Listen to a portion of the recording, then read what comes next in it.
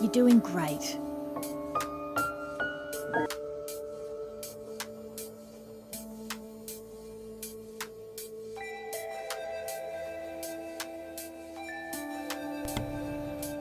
Hey Dylan, how's it going, man?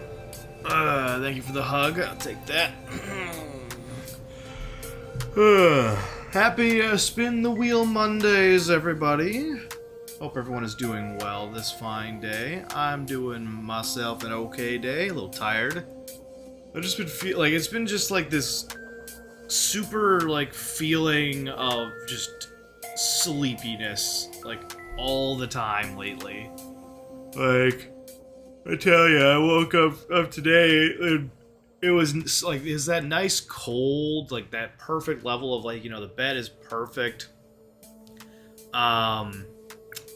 And getting up is just it's the equivalent of going outside on a cold day in the nude.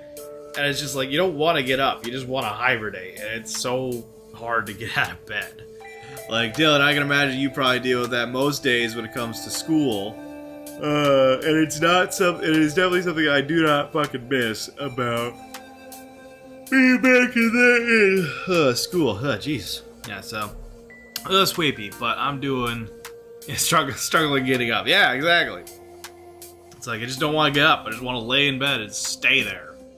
But it's no, I gotta get up. I gotta go do stuff. I got things to do. Responsibilities. But, hello everybody. We'll introduce the stream tonight. We'll get the wheel up, spin it, and see what game we might be playing this evening. So, the threshold reopens as jeez. I'm stumbling over my words already. My bad. So, we'll try this again.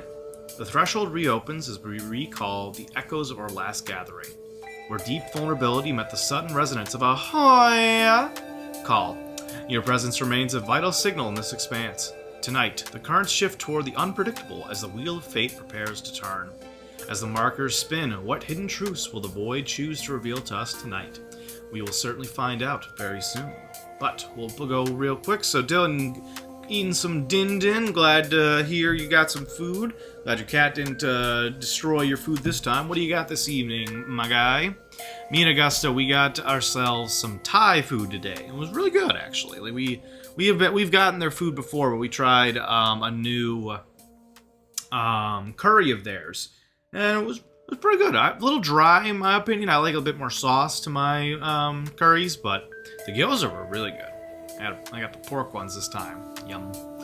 Augusta can't have pork, so I try not to be mean and get it all often, because I feel bad that she can't have it, but she got the chicken variety. Getting hydrated. Well, let's see. I hate getting up, but I have dogs to walk, or else they'll piss in my bed. Yeah, that's one thing. That's one thing about the differences between cats and dogs, as far as being a cat versus a dog person. I like cats because you don't have to take them outside. You just give them their own bathroom inside and they're good to go. Which is just yes, I don't have to go outside every fucking 2 hours or more to let out the dogs. Let's see. Augusta, thank you so much for being here, babe. Love you very much. Frost is coming on in. As the stream prepares to manifest, the echoes of those who frequent this space are felt. The cosmic currents shift. Hell yeah. But yeah, otherwise, to answer your question, I'm doing okay. Definitely just perpetually tired. That's just kind of a constant these days, but it's nothing new. Insomnia and all that fun stuff, so I survived. Let's see, pork and rice sausage stuffed inside of chicken. Oh, okay. That sounds pretty good, actually. Like I said, I put it on Discord, but I'm on my alt Discord today. Oh yeah, don't worry about it. Whenever you get a chance, feel free to drop it in the cookout channel. Let's see. So wait, you're saying that you've got two different Discords and you want the second one for the other account? Is that correct? That's what you want, Dylan? Let's see. Also, I have a dad's house this week. Oh, nice. I'm guessing you are a part of the potentially a divorced parents club. If so, I hope you have a good relationship with both your parents. If not, I apologize for assuming. But frost coming on in, the wheel turns, and with it, the threads of fate intertwine. For those whose essence resonates most strongly with the void, a deeper tether can be forged, allowing for a more intimate witness to the unfolding cosmic tapestry. And Augusta is on a fucking 15 watch streak now. Hell yeah, babe. They've been working since first year of middle school, lol. Well, you know, in one hand, sorry to hear that. On the other hand, and when it comes to divorced parents, there's honestly a question of which is better, them hating each other and staying together, or them just separating and being done with it, you know? Personally, for me, I'm glad my parents just got divorced, though, to be fair, that's a whole complicated ball of worms right there. But I know it kind of comes off as a little cruel when it was a shit relationship, yeah, so you got it. You're like, yeah, I know, you're in the know. I don't know, some people like who aren't aware of that kind of get offended by the concept. They're just like, oh, well, why would you want someone to break up? It's like, because they should not be together. Like, no. It's like keeping. I have PTSD from it. Okay, yeah, so definitely, no, you do not want them together. Sorry to hear that you got hit with the good old PTSD, Dylan. That is a not fun thing to deal with, and that is something I can say with absolute certainty that I have a little bit of familiarity with, partially because of being in a relationship with Augusta. But it is unfortunate to say the least. But at the very least, I hope you have a semi-decent relationship with them as they are separated, instead of the nightmare that you would have been dealing with when they were together. So, I get that hydrate in. Thank you, babe. And of course, you won. Well, I hope you enjoy your PTSD. Well. Yeah, PTSD is not fun. It's not fun being in a perpetual state of stress and trauma response from something that has happened a long time ago. Alright. So, yeah. We will spin the wheel tonight. What are we going to play? We'll find out. Oh, hi, babe. I don't know what they put in our food, but I swear they put like a sleepy something in there. Oh, yeah? You feeling sleepy now, too? I'm like so tired. I was like, what's going on here? I don't know what they put in our food. I swear they put a sleep medicine in there. They're drugging us. It's just a natural herb they put in there. It's just a relaxing herb, but to them it's like neutral because they eat it all the time. For us, it's just like, Uh-oh. Uh-oh. Oh, no. Oh, no. I don't wanna go back. I don't want to go back. That'll wake you up. Oh, I gotta play Alien Isolation. I don't wanna. I don't wanna play this scary game. Oh, Lord. Alright, well, that's what we're playing today. Let's see, Dylan. When my dad and stepmom argued loudly 2 years ago, I came out crying with a bowling pin because it's the only thing my brain could find, and I threatened them to stop. That is honestly a very valid response, Dylan. Like, I can only imagine your own personal experience with triggers from, like, adults arguing and trying anything to rectify the problem. Why do you want 2 accounts in the Discord, Dylan? I'm patient. I can wait until you swap to the other account. Why do you need 2 voices? What's the mitosis here? But, let's see. Get this set up. Doink, doink. You have 2 different phones. What the hell? Alright, I suppose. Oh. That's okay, that's interesting. Like, That is a interesting scenario. Huh. Alright, 1 second.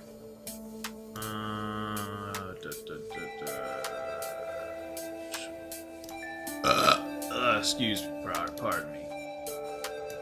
Alright. I whispered it to you like I did last time. Okay, make sure I get this set up. Doink. There we go, got it.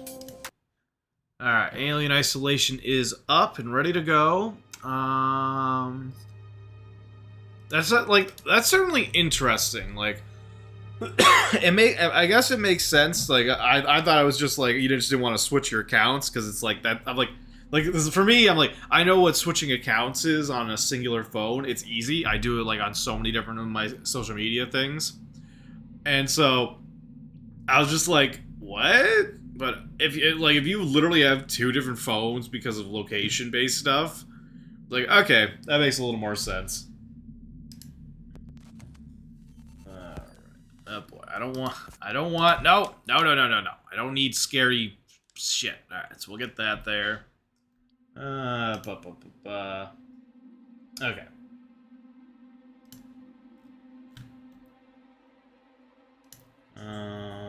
Let's see.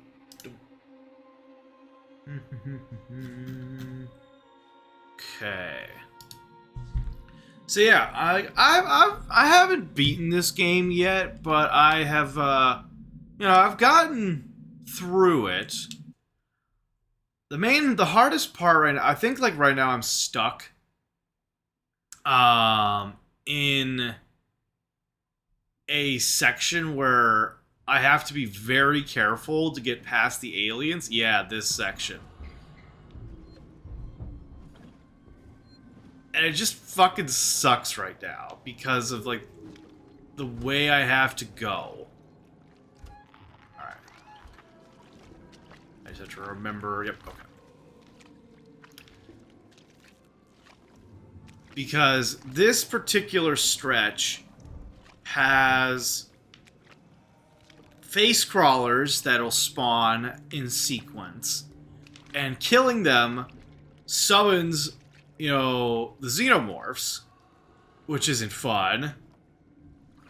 And then they're constantly hanging around, being just chodes, which fucking sucks. So, like, this is the first one. It's gonna come over, I burn it, I immediately have to go into hiding. And it's entirely possible that the alien still hasn't registered their memory that I do this. And so, they might come straight over here and kill me. It's entirely possible. Yep, so there she is. Hi. I want a tarot read, so I need 350 points. Hey, hell yeah. You're almost there. That is entirely possible to get in a single stream. Go away. Okay.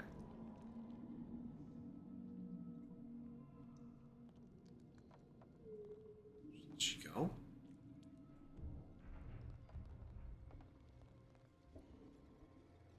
Okay.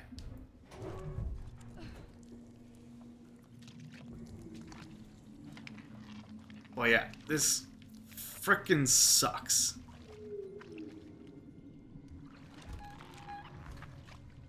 Still heading this way.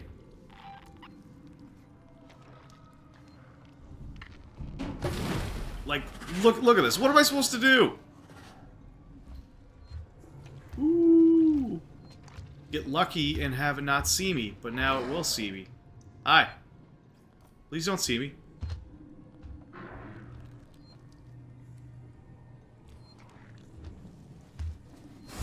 Hi. Burn, bitch! There's an emergency thing there. I'd never have noticed that before. Okay. Like, I've been playing this game a while. We're not, like, in the beginnings. We're definitely near the end, but this is one of those games where it gets harder and harder as you go. So you got more shit to deal with. You got like retained memories. It's just awful. Hi.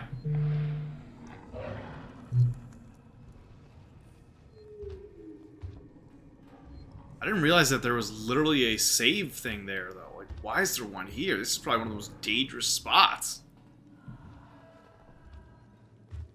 Go away. I'm so glad they can't see me through this window.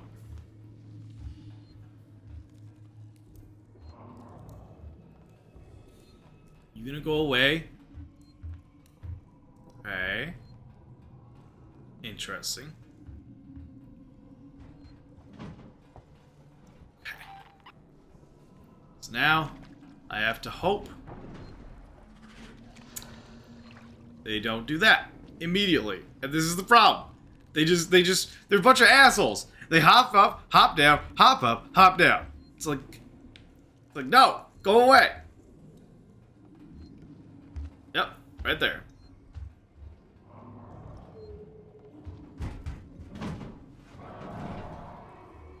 Okay.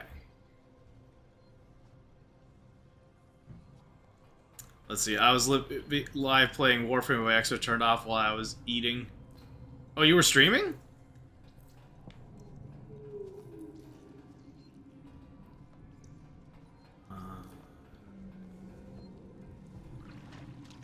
Hell yeah. I know a few of my streamer friends enjoy Warframe.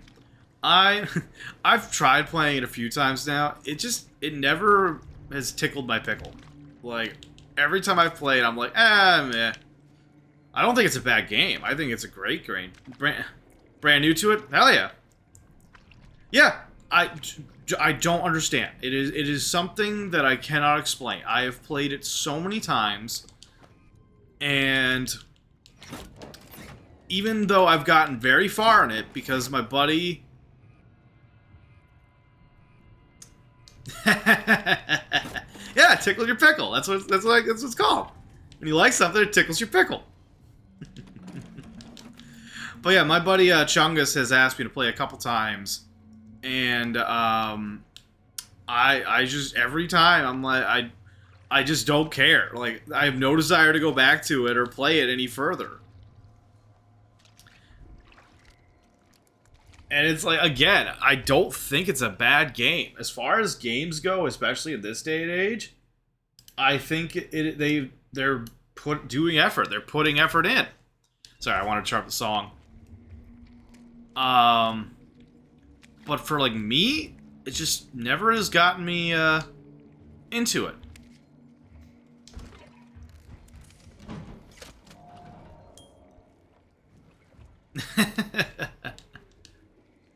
Let's see. I'm Pickle, first of all. 2, I hope a game doesn't tickle your pickle. That's harassment. Oh, did you play it on live? I have played a little bit, yes. I haven't played it all the way through. But I have played it. And I do find it really funny. Yeah, I did see that they made a second one. I don't have the means to make flamethrower fuel, do I? Damn. Okay, we got a Molotov. Can we build one of those? Doink, doink, doink, doink, doink. And doink. Okay. Yeah. We can grab that now. Finish it twice? Hell yeah.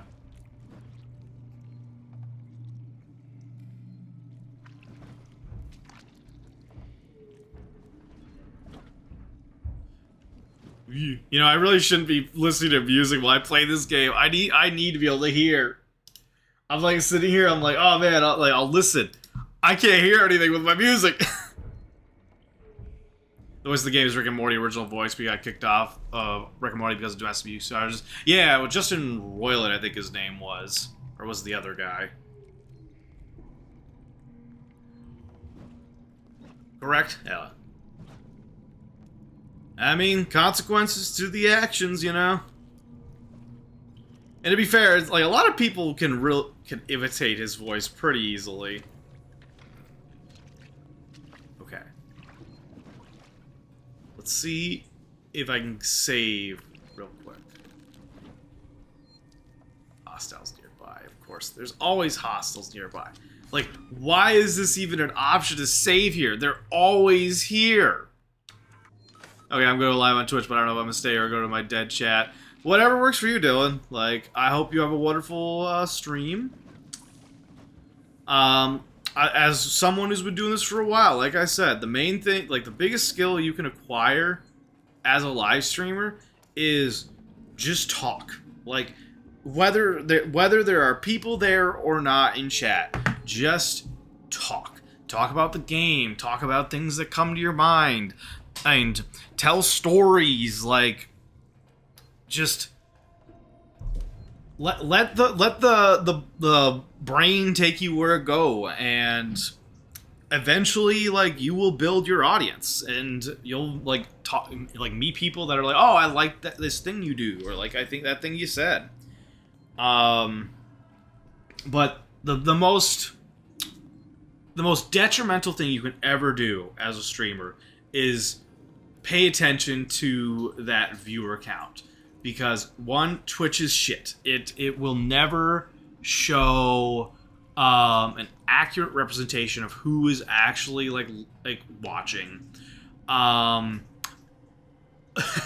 say this with all the love and respect in the world to all of my lurkers who don't say shit. Even if you have people numbers on that screen, there's not a guarantee that they'll ever say a damn word, and that's okay. Is it frustrating sometimes? Very. This is like, you know, at the very least, they're willing to put me up on the screen and are trying to help, you know, and that's what I have to take from it. They're the buffer that makes me, or keeps me from getting lost in the element of numbers not go up kind of shit. So, pros and cons. But yeah, I know it's like everyone says that. It really is the best advice, because no one can tell you any amount of advice that's going to change the reality of streaming. Roll for luck. Oh, no, I was just pulling out some runts to munch on. Some hard candies to suck on, if you know what I mean. But, yeah, it's, like, you can ask 1,000 streamers from varying experience levels, and none of them are going to be able to say the thing that's like, oh, do this and get your numbers up. Like, there's videos that talk about that, but most of the time they're not. Most of the time they're gonna like indicate things that improve like quality of the stream over anything that like you as a streamer will do. Okay. So the good news is we don't have to walk all this way this time.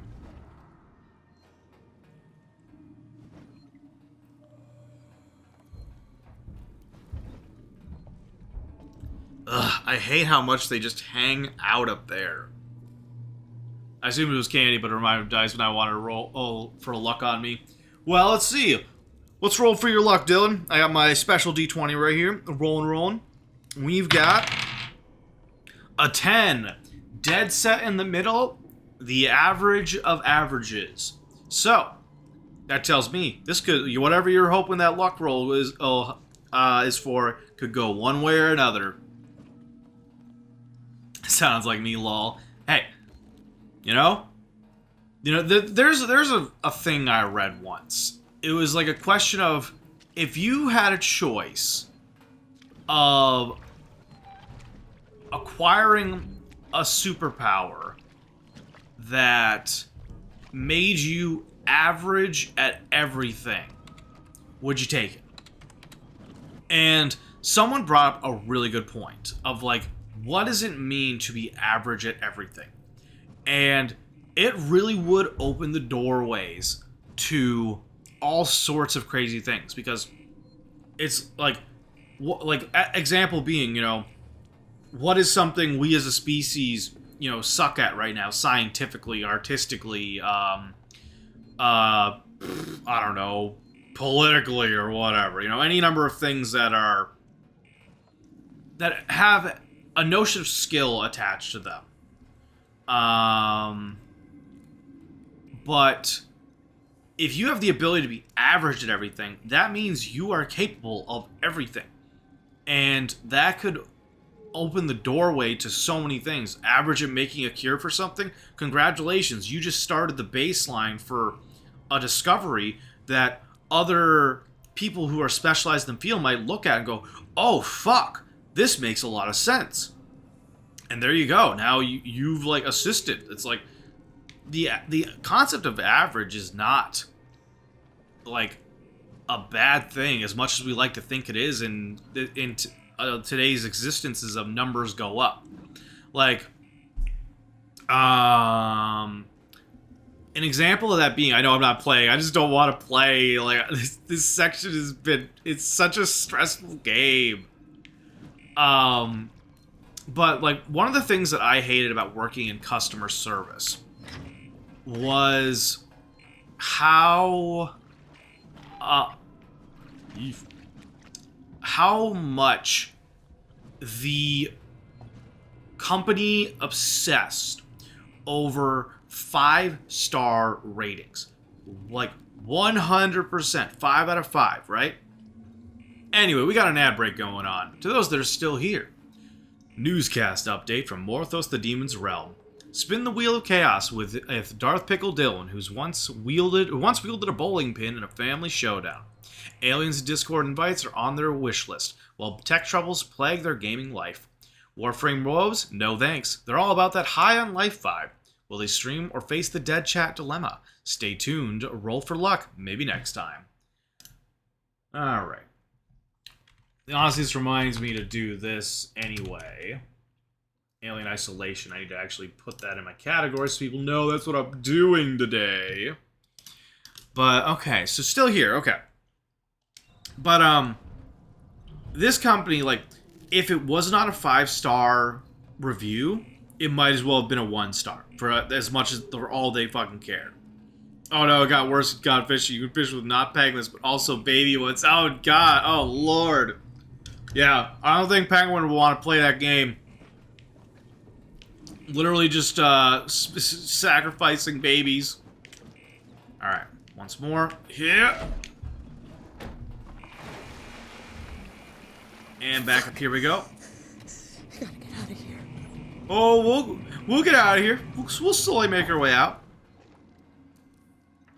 Anyway, welcome on back, everybody.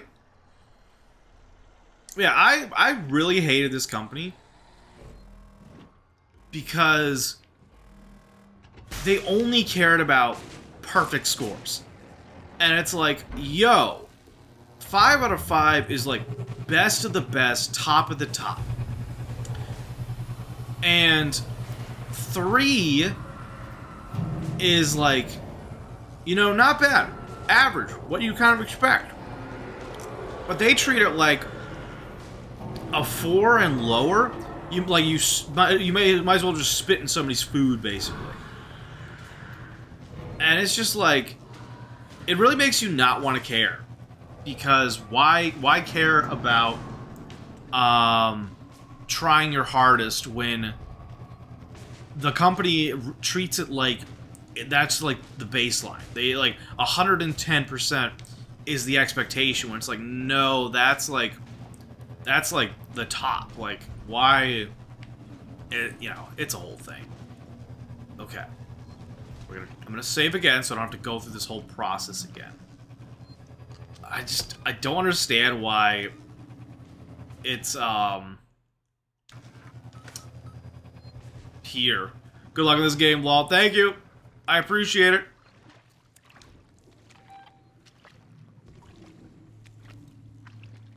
I gotta be...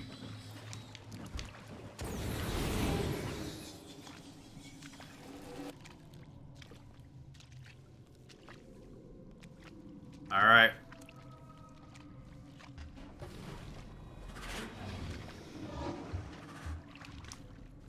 Shh. They didn't see me. They're facing away from me. Also 5-star no matter what is stupid. Yeah, exactly. It's like 5-star is something you should feel proud of. It should be like, oh man, like thank you. But in the way the world works today, it's like, nah, 5 stars. Like if you don't get 5-star, you might as well just not exist. Like you might as well have just never tried in the first place. And that's not a healthy way of doing things. All right. I think we're in the clear. Maybe.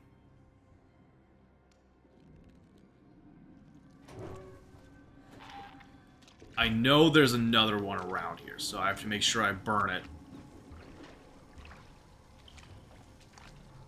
A facehugger, mind you. It's down in here.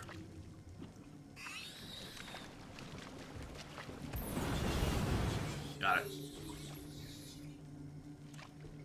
Let's see. When my Xbox turned off and restart my mission, sob. Oh no! That's the worst. It's like you put all that work in for it to just like be like, nope.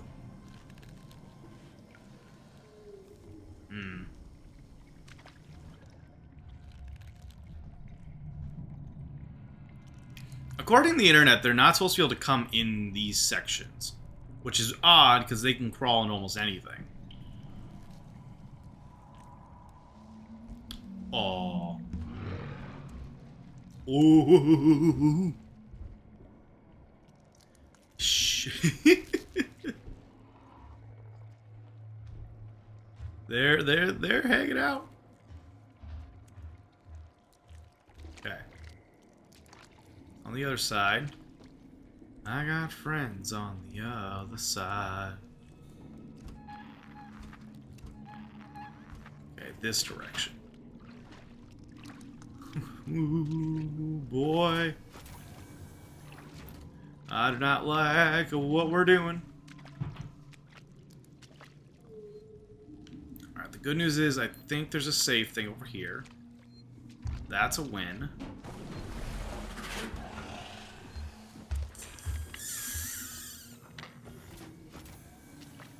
Fudge, man.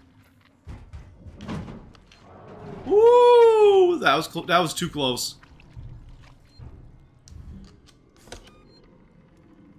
I'm risking it.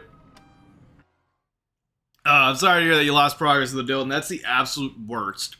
When you, like, the game crashes, you load it up, and it's just like, congratulations, those 5 hours you just put in, all gone, wasted, what are you gonna do? Loser! And it's just like, you just want to cry. I had that happen years ago in a Skyrim playthrough. I had just done so much shit. I did like the Meridia's Beacon quest, the Shrine of Azura, all sorts of things up in like the in Windhelm, Winterhold area.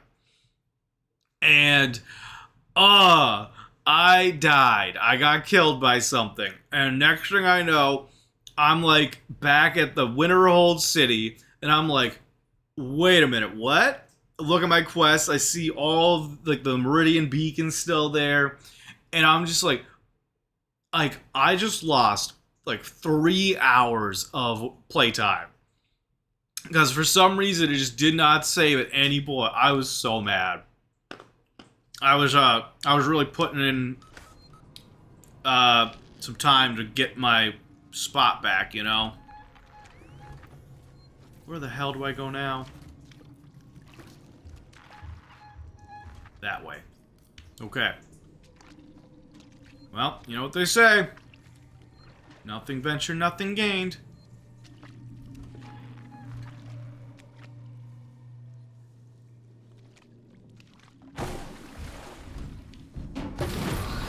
Burn, bitch! What's this? The hell? Bye! See you later! Oh, I made it. Oh, my game crashed. I lost almost months of work, obviously on and off, but of the game, but in a total of months worth of progress because the game crashed and glitched. Ricardo, Oh, yeah, awful. Ripley, you've put yourself in enough danger today. I can power up all the cores, overload them, and then initiate a reactor purge. It'll destroy everything down there. I'm not trying to persuade you out of this, Rip. I'd just like it if you didn't die.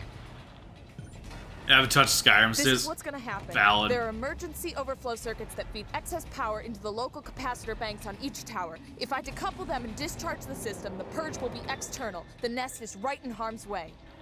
I have no clue what you just said. Just find something to hold on to. Oh man, I got a bolt. All these guys came back. I've got a single bolt gun. Ooh, I cried afterwards. Honestly, yes. Like I would cry too. Like it is. That is one of the biggest things with Skyrim is glitches, and if you get hit with one of those glitches that just destroy all your effort, it is heartbreaking because it is legit story. It's like time you've put in. It's one of the reasons why I don't play it too much anymore, unless I'm like playing for a special reason or something. Oh boy. Okay. Because of how much it really sucks when you lose all that progress. Alright. Yeah, we're going this route. And pop! That was the first time I played Skyrim 2. It was my first character. Oh no! So even worse, you're just like, the game's just like, you will forever feel horrible about losing all that progress. Pop! Woo! I love that. I love this thing for taking these jackasses out. And we got another replace. Oh, another one. Oh lord, how many of there are? Okay, we're not getting snuck up behind, are we? Alright, and pop! That's right. Okay. Yep, we'll start charging up. Hope we don't run any more. Killed a lot of them. Overload! Zap! Okay. Alright, now we gotta run around and find other ones, I think. Yeah. Here we go. Let's see. Are you playing hide and seek tonight? Hide and seek, Robin. What are you? I mean, it's actually technically speaking, yeah. This is a game of hide and seek. It's just a very dangerous game of hide and seek. Get you a shout out though, Robin. All right.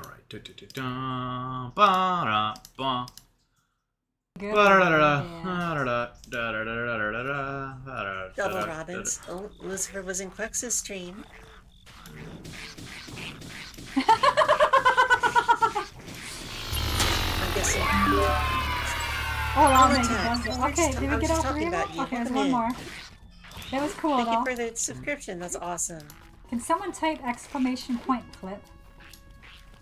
Because I think by the time I'm done with this, the moment Thank you so is much gone. for the great Quex. Here, I'm going to shout out. Here we go. Sorry, just setting up some lurks real quick. Yep. I hate it when it does that. Every time I pop into a chat, I'm like, I click on the chat box to type in command lurk. It's like, nope, I'm gonna glitch and take off the chat and make it pause the game or the video and stuff. It's annoying. I hate it. All right. But welcome on in, Robin, for your shout out this evening. Greetings, travelers. From the void, I observe Robin Between, a temporal anomaly weaving through the fabric of reality. A non-binary voyager, they traverse timelines seeking to create a haven for all companions. Their recent journeys through Persona 5 Royal and Hades 2 echo the eternal struggle against fate. Their stream, a nexus of inclusivity and acceptance, resonate across dimensions. Twitch.tv/Robin Between. Hell yeah. But yes, welcome on in. 200 till I hit 1,000. Till what? 200 until you hit 1,000. Oh, points. Yes, you're almost there. But Robin, how are you doing this fine day? Good to see ya. You make a good point. This is definitely dangerous hide and seek. Let's see, I think we took care of all the androids. I'm just nervous that one of the xenomorphs is gonna pop up and just be like, "Surprise, bitch!" Let's see. Okay, we gotta head this way still? What did I miss? Oop, clap. Gimme. Is it this thing? Okay, here we go. What? I don't know what I did there. I have no idea what I did there. Thanks for looking at my chat. I didn't see because I'm on your stream. No, you're happy to lurk. I hope maybe you get some peeps pop on in today. Hey, Holy! Welcome on in. Thank you for the hug. Oh. Okay, this one. Oh, balls. Okay. Doink. Gotcha. Doink. Doink. And doink. Aha! Everyone just got home from work. Can I get a Hoya? Thank you for the Hoya, Dwarf Lord. Everyone enjoy. I got that all set up. I cut it down. I made it perfect. So I hope everyone enjoys the Hoya. I felt like I had to because otherwise I don't know if I would have ever been able to recreate it, you know, a Hoya like that again. As just like I think I owed it to y'all to make it a tried and true redeem. Okay, we're still heading this way? What are we... am I missing something? No, okay, so we're heading this direction now. I love the intensity of the area here, but like, I'm just straight up just do-do-do-do-do. Because I'm trying to find stuff, and again, I missed something. Good lord. Here we go. Press matching input when circuit is activated. What? Oh, fuck me. Okay.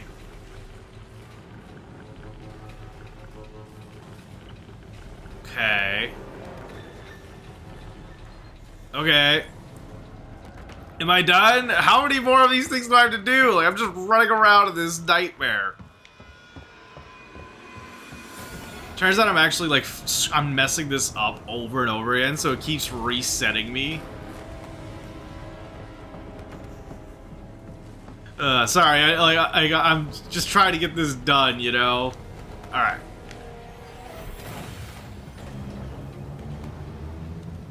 Okay, are we good? Can I leave now?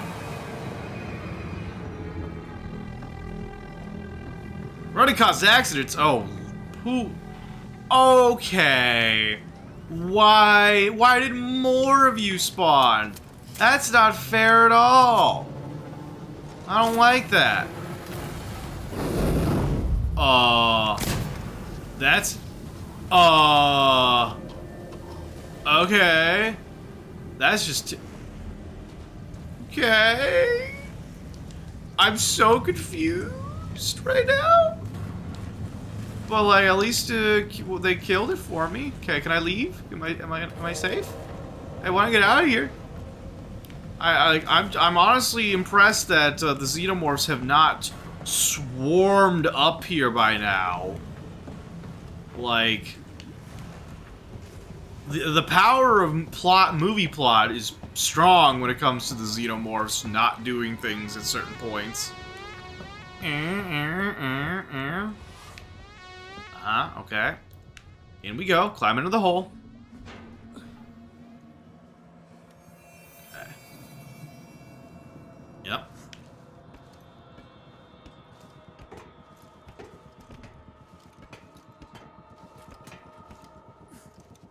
Okay.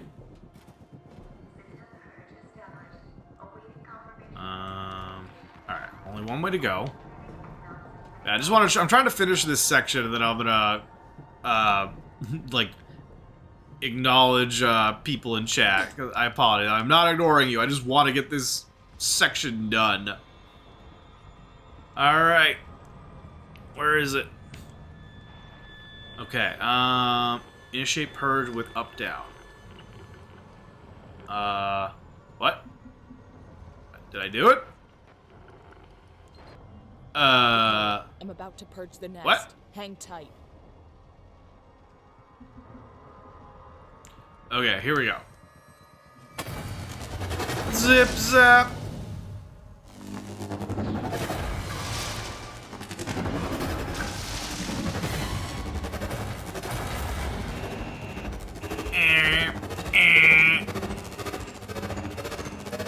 If only this worked.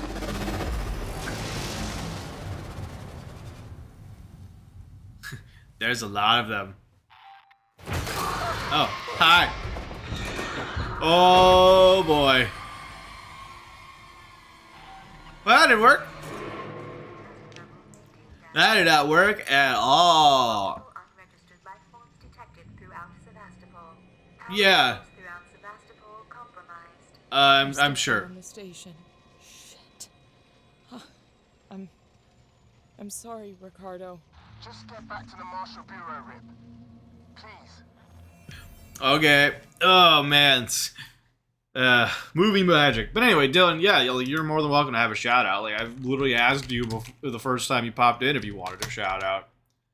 So here you go. See if you got any clips that get pulled up. Hey, Minecraft clip. I should use TNT in here, honestly.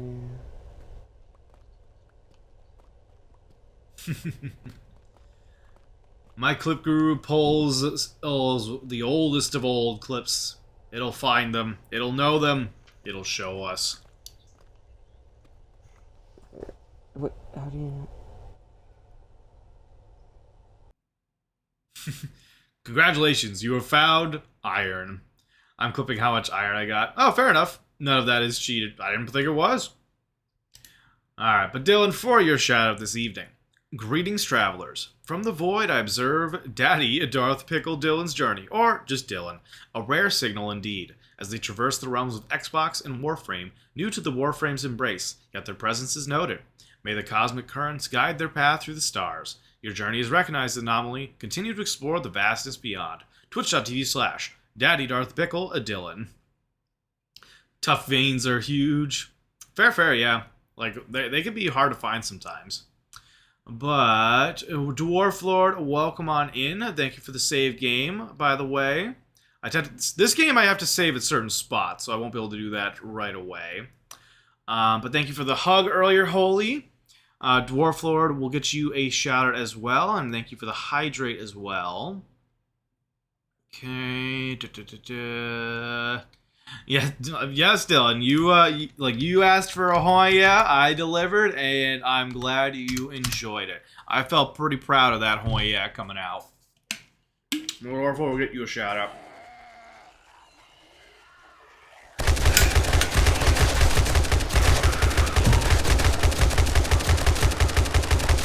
7 Days to Die. I used to watch Neebs Gaming Bleeding play again? this God game damn it. crap ton back in the day. Shit. No! Ah. Orvler, no! Alright, you'll be back eventually. Let's see here. But Holy, welcome on in. Holy, remind me if you're still here, do you want a shout out? Or are you indifferent to them? I can never remember.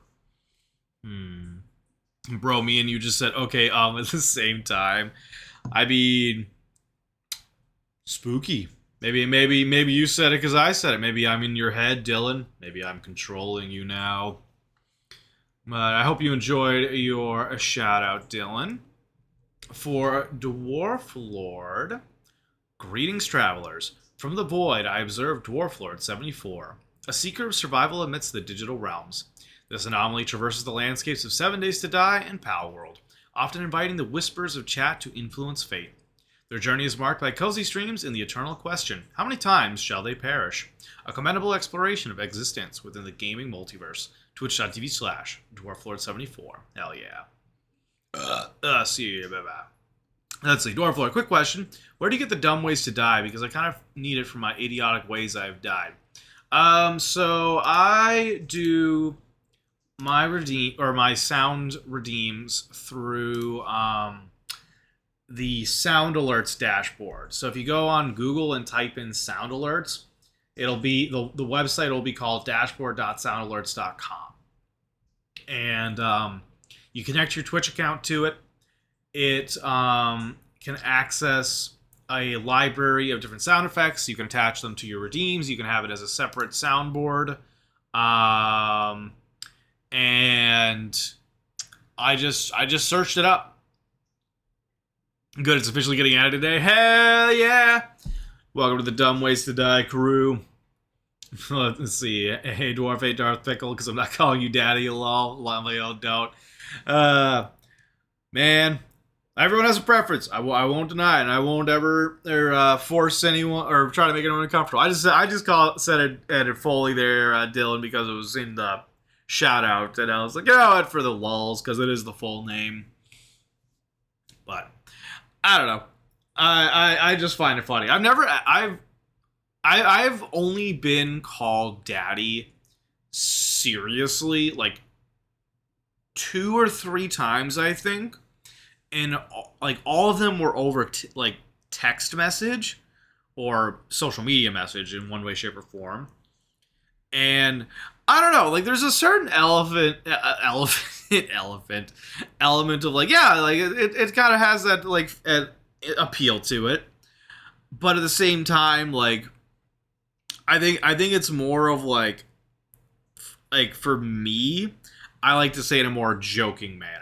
Okay, Daddy. Robin, hi, hey-o, ho. I don't care. I'm there are obviously certain words that I'm not okay with. Like they usually are loaded in words that have a history of hate attached to them. So it's more to do with the idea of like, even if it doesn't apply to me, it's like, yo, don't say that word around me, because I don't want people assuming that I'm okay with it, especially if it's a word that affects people. Like if you say the N word, or if you say the, not fuck, but the other F word, right? Like that has a direct attack intent towards the groups they're associated with. And it's like and I've told people on like stream before, I've had some people say the R word or while I was live, and I've like pulled them aside and I've said, hey, when we're like, you're hanging out with me when we're live, please don't use that word. And it's like, I just wanted that to be the end of it. I don't want anyone to think of it as an argument or like a statement of offense or anything like that, because it's like I want to ensure my community is, safe for everyone, and people words being used indicate a lack of safety that I don't want people to attribute to the void. And so that's like my mindset there. But like legit, people can call me Daddy if they want. They can call me Mommy. They can call me whatever they can call me a lot of things. And like I'll tell you how I feel about it. And sometimes I'll be indifferent. Like Robin calling me Daddy right now. Like okay, Dad, yes, right here. You can all do it if you really want to. Like how I think the main thing for me with that is like, if you want to call me something, be prepared for whatever response comes out of my mouth. Because Robin, Dylan, if you two are going to come in here and be like, hey, Daddy, to be prepared for me to be like, oh, hey, how are my two sweet little, like something. Like, I still am not sure about words sometimes. Like, I'm still learning.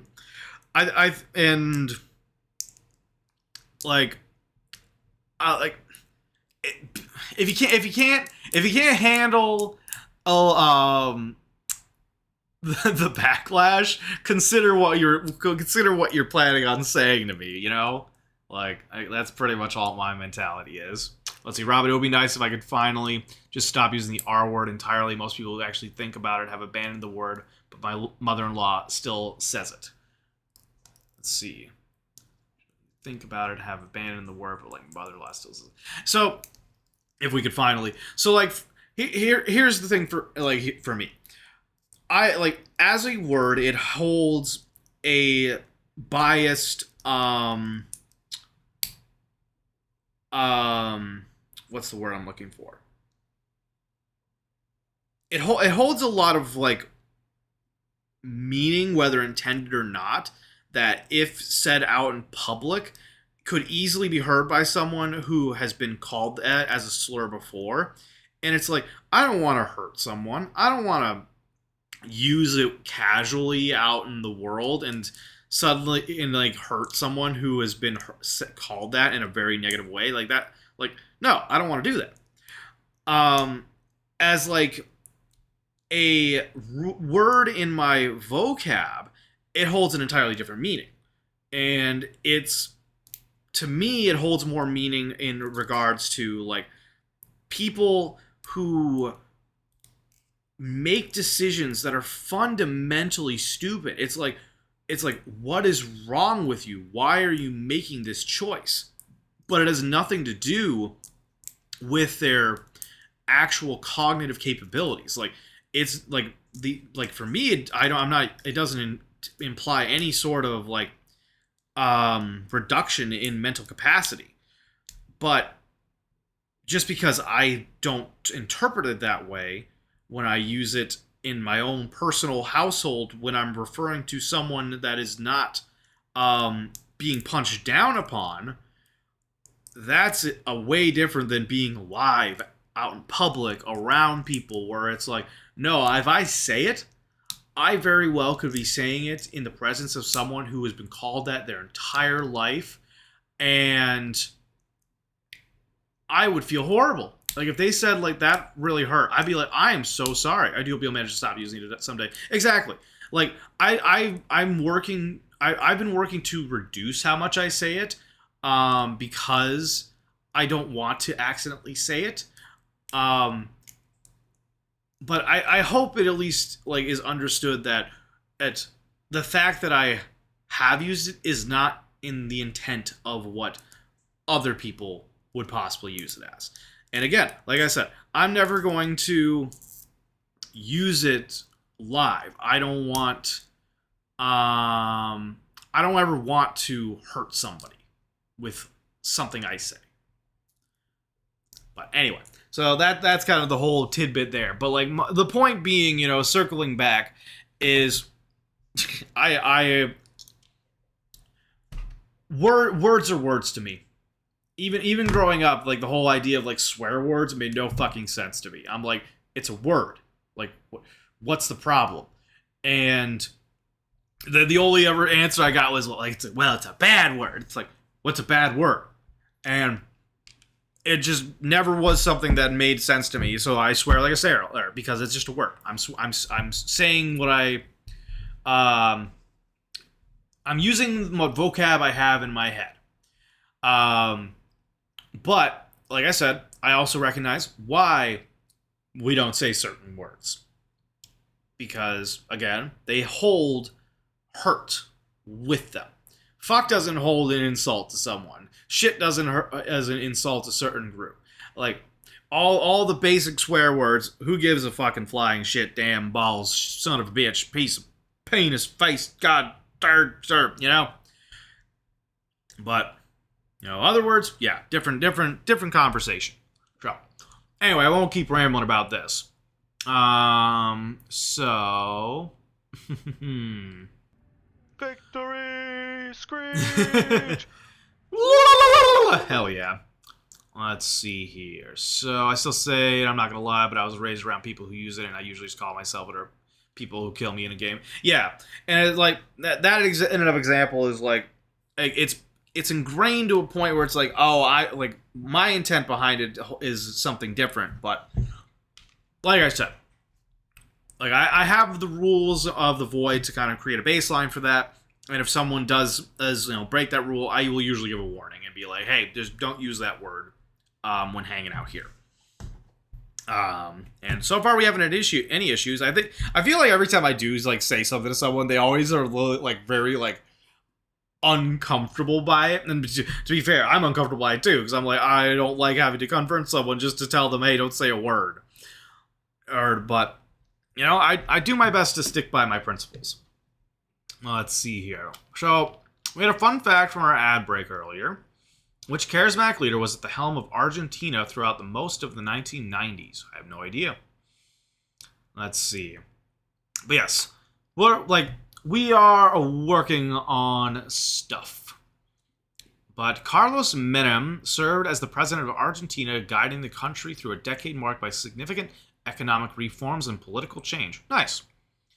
Let's see. In conclusion, I have to pee. Robin, have a good pee. Fuck, don't hurt shit.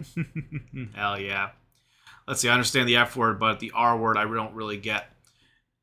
Yeah, Sadell, what do you mean by you don't get it? Like, why it's bad? Or, like... So, the R word... The notion of mental health and, even I'm not sure about what the current proper term for this is. But people who have mental disabilities at one point were called this as a literal medical term. So I actually remember reading something recently that said like the R word was actually supposed to be the less offensive way of referring to them. But, as is the commonplace with words, it became the slur used to refer to them. Because it started being used, as it is, nowadays, as a means of insulting someone's intelligence. Being like, oh, like, are you... insert word here. And... in regards to, like, two people that don't have mental disabilities, that it would seem like, oh, who cares? Like it's the equivalent of calling someone stupid, right?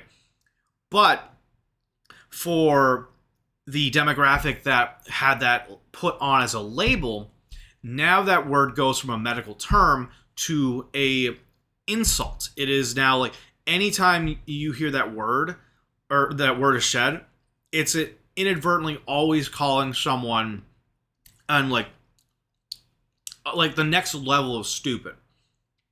And people with mental disabilities aren't intellectually, like they're not dumb. Like you don't call a fish that can't climb a tree dumb.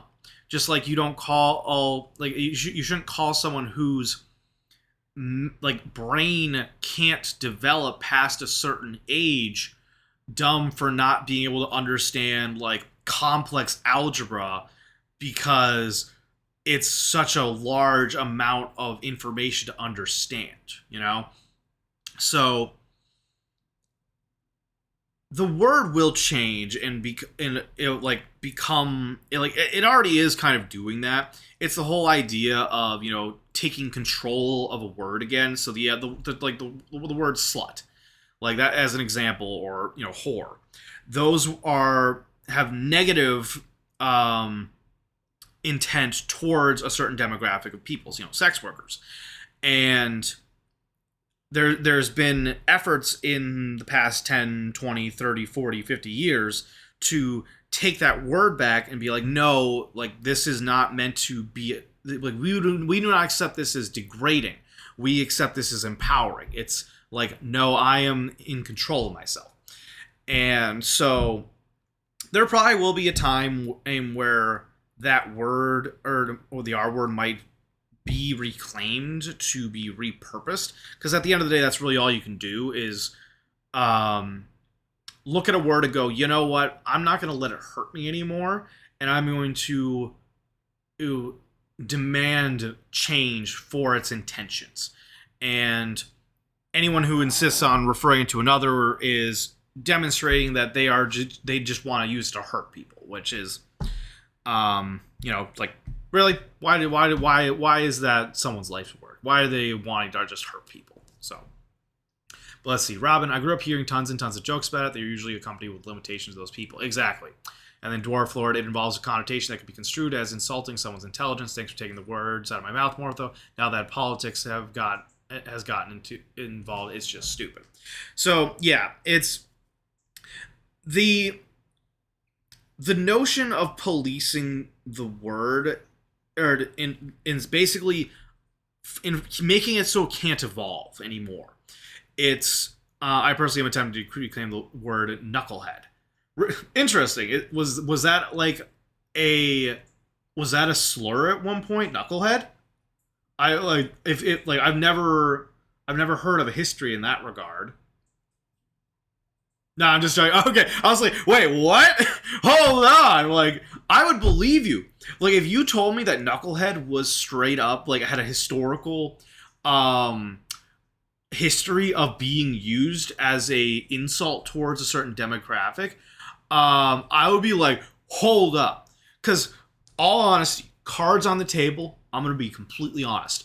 The F word, I had no idea what its history was. And when I found out what its history was, I felt so much shame for the amount of times I used it.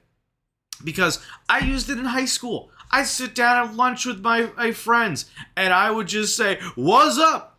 Insert word here. Didn't know where the history of it. Didn't know what it was, like, why it was created or anything like that. All I knew was it was like a word people used to insult someone. And when it came to my friend group, insults were the main format of communication. So when I saw the music video for Take Me to Church, and Augusta informed me that's where that word comes from, because it comes from the European term for a cigarette, and they called gay people that because they would roll them up in carpets and douse their heads in gasoline and light them on fire. And they would joke and be like, hey, it's like a European word for a cigarette. I didn't fucking know that. And when I found out, I was like, I am never saying that word casually again. Yeah. Like, to that little historical fact, if anyone was not aware of that. Yeah. The reason why that word is a slur against gay people is because and this isn't even like ancient history. This, like, go watch that music video. If you want to get a little taste of what it was like living as a oppressed group like 50 to 100 years ago, go watch Take Me to Church, the music video, and it will give you an idea about that. I cannot feasibly watch that music video anymore because it stirs up so much just like discomfort in me. Because as a person who was raised by zealots, who was raised with this idea of, oh, they're going to hell, they're evil, like to be them is a sin, right? This is what I was raised by. I'm not trying to make a commentary or anything about that right now. I'm just saying that was what I was raised with. And then I grew up, went to college, and I started realizing, oh, shit, am I actually more than what I thought I was? Which, as I've talked about on stream before, I am pansexual. I don't have a physical preference outside of emotional capacity, which is what my demisexuality is. So you can be born one way or another. You could be in the process of transitioning. You could be any number of labels or concepts. It does not matter to me. I really do not give a shit. I will determine my attraction to someone based upon the emotional capacity we share. Do I have preferences? Do I have outward attractions, as I have demonstrated through my smasher passes? 100%. But those are not a statement of I will only ever be attracted to someone based upon those criteria. I'm just telling y'all a story. Like, y'all, pause stream, Morphosis pause streaming. Real quick, I just want to pull back because I feel like I missed a couple things. Sent me a TikTok showing some old quotes. Some old quotes are definitely interesting. Like, history of words is always fascinating. So you're trying to think of a word that didn't start as a slur. I think knucklehead didn't. I don't know. Like, I'd imagine knucklehead's origins came because, this is definitely a word that it makes some people turn their heads. But noogies, which is what happens when someone like puts your head in a headlock and they rub their knuckles in your skull. My family did that to me. I hated it, and it hurts. Like, they were mean. They would get right in there, and people would do that because, oh, you do something dumb. You're like, oh, I gotta rub this in your head to make you not do it, right? And so I would imagine that they're like, oh, that's a knucklehead over there because they're constantly getting noogies. They're always getting knuckles put in their skull. So I can imagine that's where the term knucklehead came from. Well, let's see. Do you know the middle finger used to be a way to say I want to fuck you instead of an insult? I'm curious about where specifically that was, because if I remember correctly, the middle finger's origins are actually from French revolutionists who, when asked to surrender... I can see the future! Hey, we gotta redeem for a past, present, future tarot reading. Hell yeah. I actually need my cards, so I'm gonna go actually grab those real quick. But yeah, I think there was in response to being asked to surrender, a bunch of French archers threw their middle fingers to the sky because that was what they would pull their bowstrings back with, and it was like an act of defiance. It was really interesting. So I'll be right back. I gotta grab my tarot deck.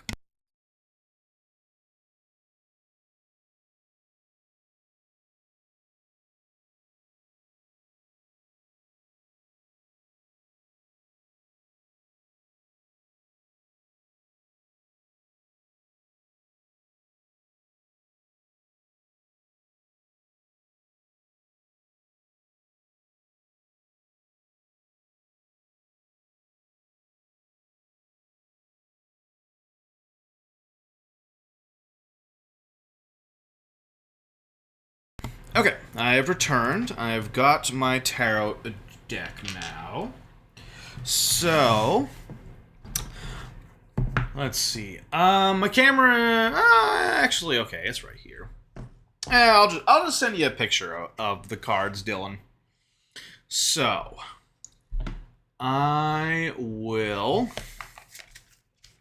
pull out my tarot deck, Dylan. Please think about the question, concept, or, whatever you're thinking about in regards to this past, present, or future tarot reading. You don't have to send it to me. Just think about whatever you want to know from the cards. So, shuffling. Dun, dun, dun, dun, dun, dun, dun. All right, I got it all shuffled. So, first and foremost, we've got our 3 cards, our past, present, future. So, the first card popping up from our reading is the Wheel of Fortune reversed. So, this is your past. So whatever you're thinking about, whatever question you might be having, this card will imply a relation to that in your past history. So, the Wheel of Fortune is definitely an interesting starting card. Just gotta find it in my booklet. Where are you? There we are. So, I have a Critical Role 10th Anniversary deck. So, all my cards are related to the Critical Role series with various characters for like the major arcana and like high suit family cards. Whereas the other ones like the 1 to 9 cups, coins, wands, and swords are a bit more simpler. But this deck is really beautiful. I love it so much. So your past, the Wheel of Fortune, aka Grog Strongjaw. Reversed, this card talks about bad luck and flying too close to the sun. So this is your past. The Wheel of Fortune represents destiny, a change in fortune, a major turning point, or a field of endless possibility. What goes up must come down, as they say, but often the reverse is just as true. Grog understands the chaos inherent in this world, that the rules can change on a whim, and to expect the unexpected. He lives in the present and without any fear of the future. He does not seek to know the unknown or control the indiscriminate mayhem of the universe. So, a little tidbit with the Wheel of Fortune as Grog Strongjaw. One of the really interesting things or fun moments that happened in their first campaign was they found a deck of many things. And to those that are aware of D&D, the deck of many things is a make or break a magic item. You draw a card, and it could be either really good or really bad. And Travis Willingham, who played Grog Strongjaw, was giddy like a kid on Christmas with that deck.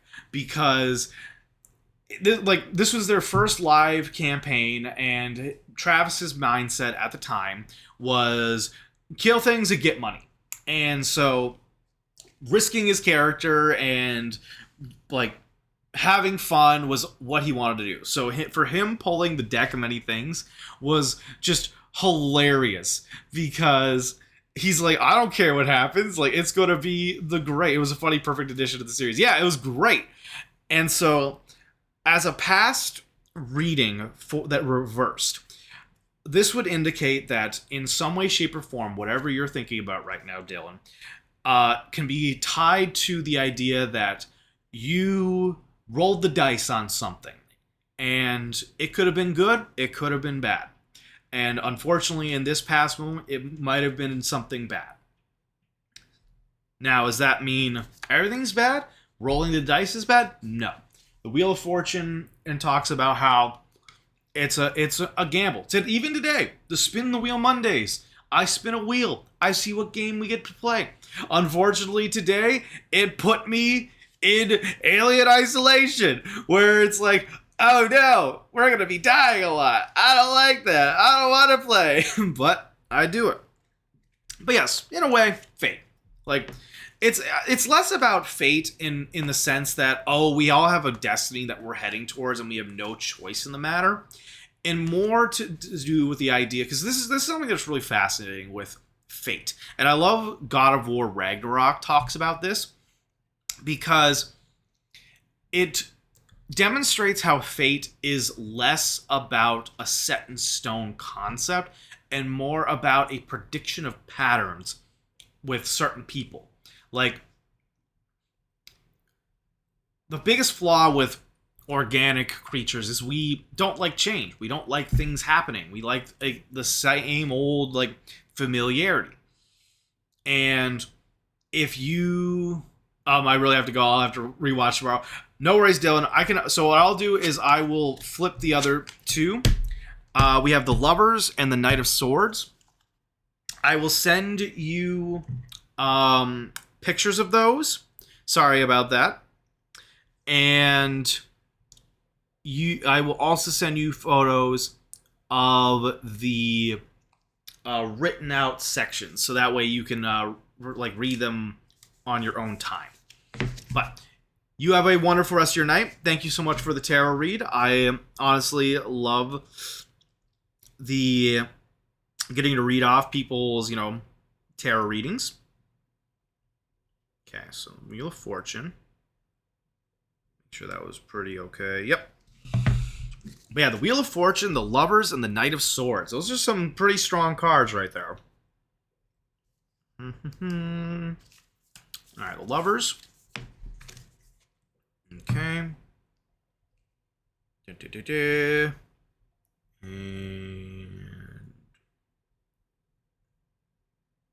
doink. Okay, good. And then finally the Knight of Swords. Where are you?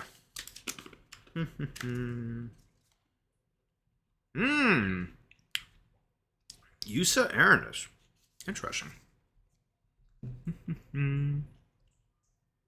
Alright. Final picture. Make sure that's quality. Yep. Perfect. Alright. So, cards put away. Thank you, cards. Always say thank you to your cards. And pop those away, and I'll get those pictures sent off. And then I'll head back into my chat, because I know I'm missing some stuff. Let's see. Hey, Deadshot. Alright, let's see here.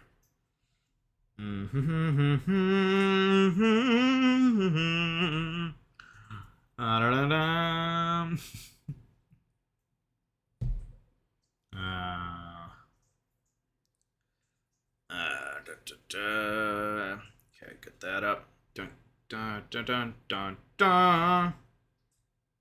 Alright. Oh, interesting. Alright, and then I will send that to them. Doink.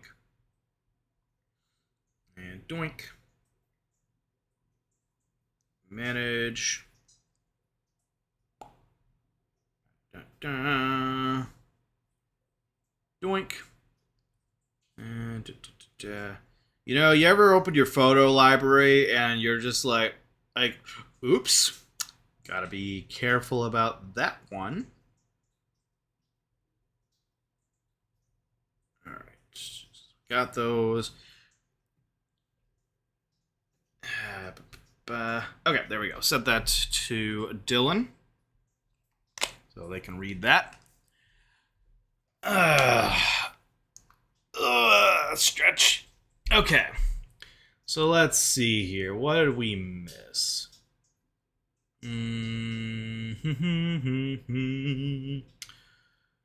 Let's see. Okay. Yeah, so we were talking about the F slur.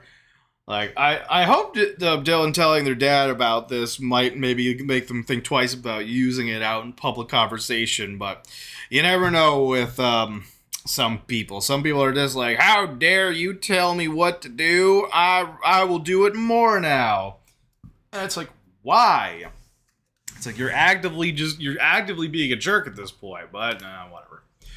Anyway, let's see. I thought the origin was from it's making as stick as into burn. Sounds like that one was even worse than I realized. Yeah, it's pretty brutal because, like, you know, they literally said, like, oh, when you do this action, that's this horrible like act on someone, they're like, oh, they look like a European cigarette, and then they started like it stuck.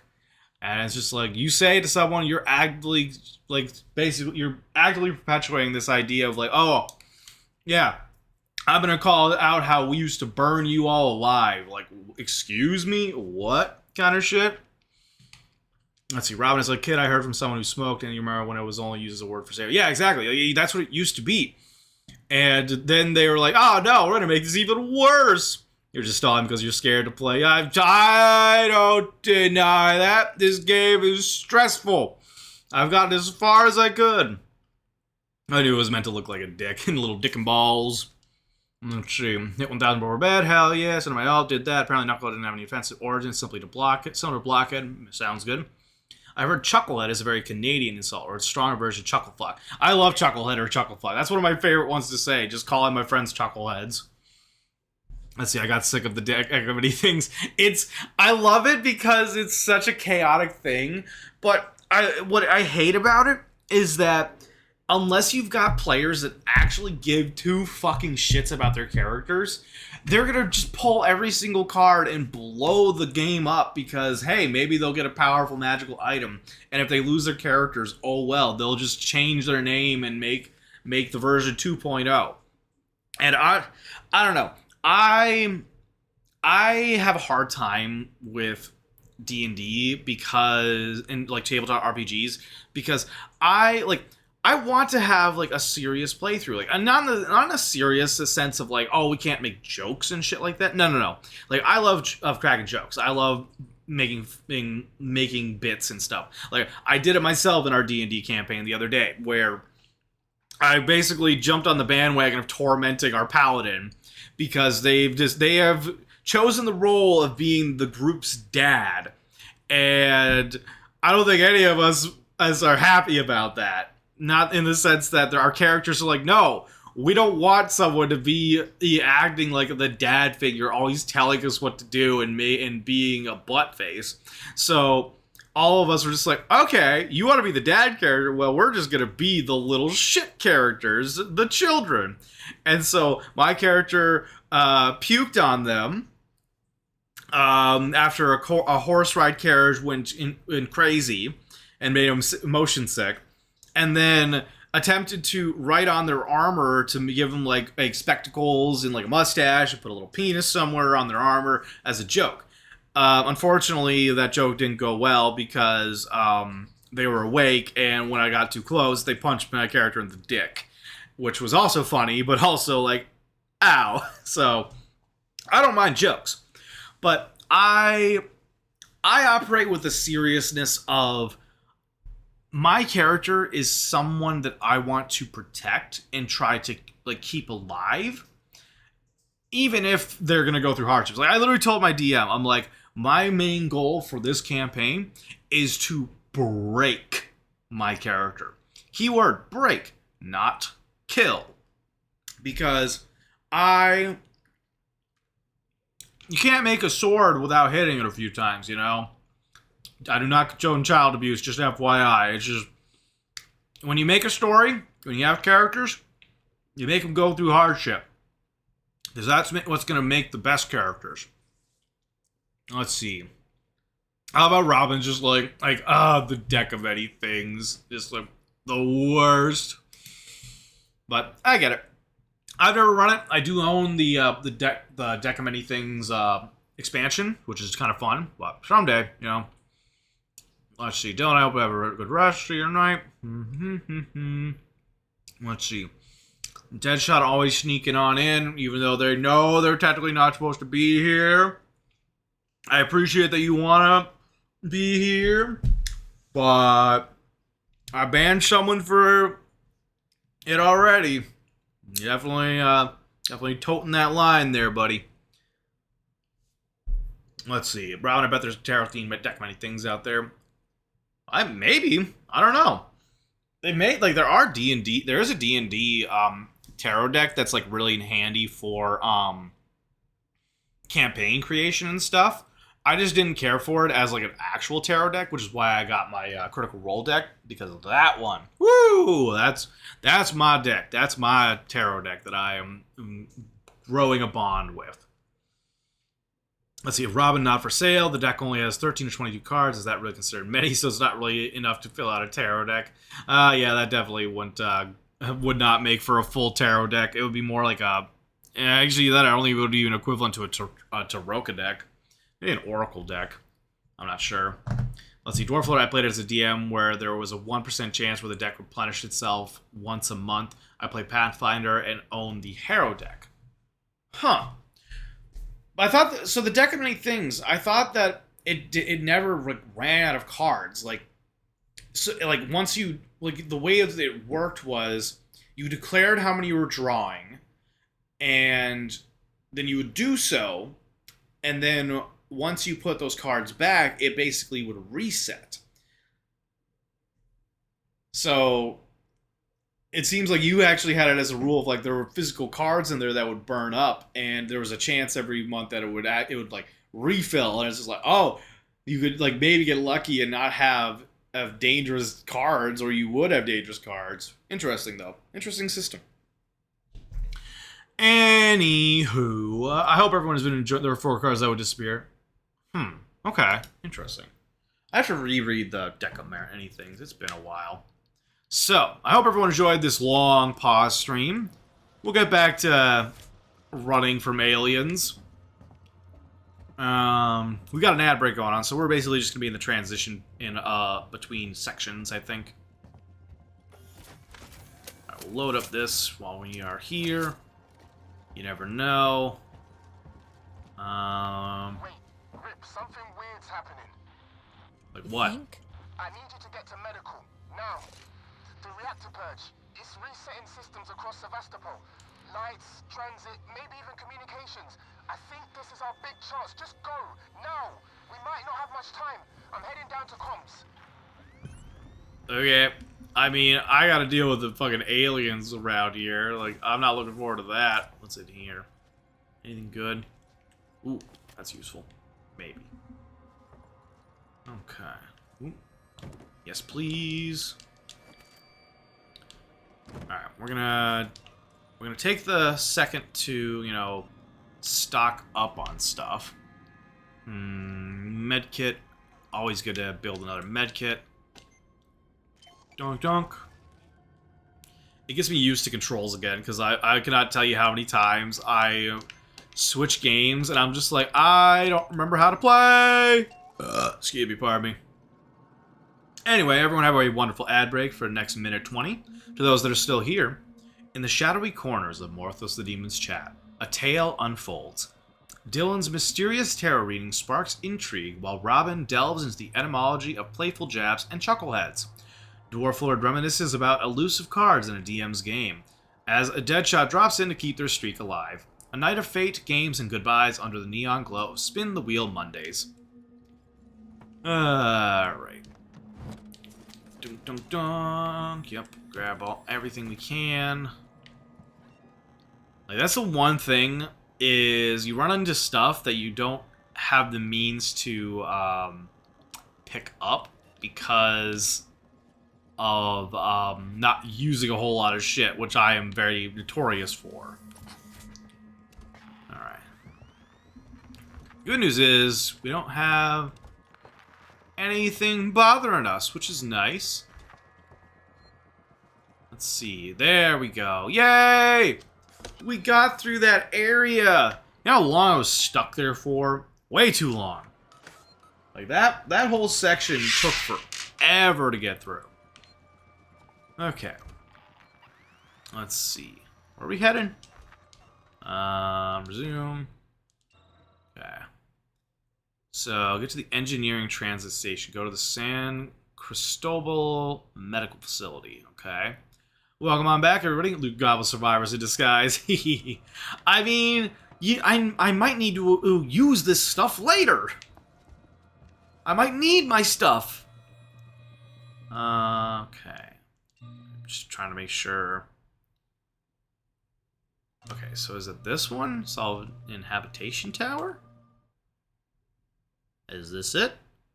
I hope it is. That's what we all say. Yes, it is. And I'll keep saying it. I've tried getting better. I have tried getting better, especially in games that I've played before. Let's see, Robin, dang it, I had a particular D&D short I wanted to show Morthos, but I can't find it. People will make short, or it's always makes so many. Is it a Legends of Evantris one? Please tell me it's a Legends of Evantris one. If it's not, I'm okay with that too, but I love Legends of Evantris. Wee wee wee wee wee. Ya-da-da. Ya-da-da. Da-da-da. Kerklunk. We're almost there. Yay! Anything good in here? Nope. Nothing to steal, nothing to take. Lame. Alright, that's another chapter done. We did it! Are we gonna get to the end tonight, everyone? We'll certainly find out. Let's see. It's Zack the Bold, getting your players to hate the villain. But that please don't bring it up. What? So I've not heard of Zack the Bold, I don't think. But I do know of some short makers that make some pretty funny ones about D&D. Oh, that phrase doesn't bring it up in the search. Okay, I was so confused because the way that read was like implying like, please don't bring up Legends of Evantris. And I was like, what's wrong with Legends of Evantris?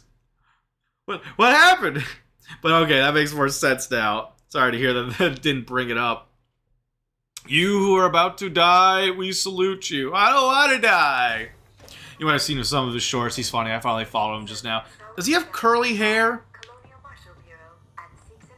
Or like semi-curly hair?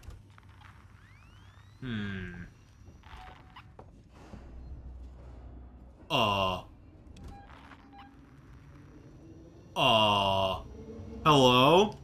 He styles his hair wavy? Okay. I maybe might know who you're referring to. I'm trying to think of like a specific one that I've seen a couple times.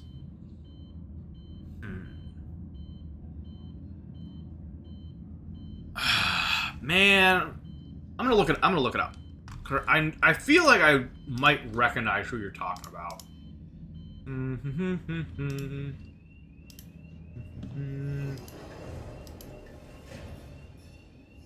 I feel like I'm in danger right now, but you know, cross that bridge when we get there.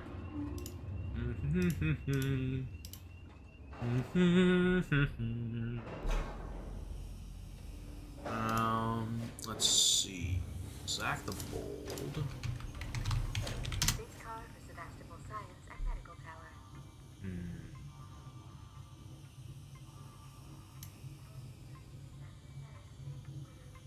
Yep. Okay. Yep. I've seen this guy a few times. I find his content pretty funny. But I'm not sure which one you might be referring to. Getting your players to hate the villain. Let's see. Here's a fun one that is at least remotely related to the one I wanted to show. Fair enough. Are you gonna DM it to me, or are you gonna post it in the Discord or a Discord? All right, I'm just gonna move into the transit station. Move on to the next tower before the alien pops down and goes, "Hey, there's a free butthole to stick my tail into," and thus having a very bad time. Alright, we'll pause. Okay. Da, da, da, da. Oh.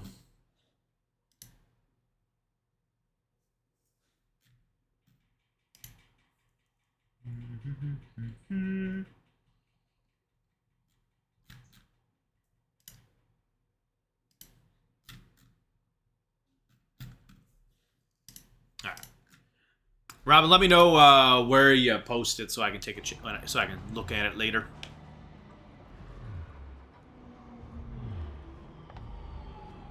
Ricardo, I'm at medical. Please and thank you. Managed to get to comms? I'm here, but I was too late. Apollo's recovered from the reactor purge and locked out external comms again. Ah, fuck. So why'd you send me here? Plan B, Rip. See, before I left, the system showed a ship approaching Sevastopol. I think it's the Anisadora. Marlowe managed to send out his autocodes to call it in while comms were temporarily open. Sent a DM in 2 ways. Hey, yo! Robin's up in my DMs, I see. Let's see. Oh, I think I've seen this one.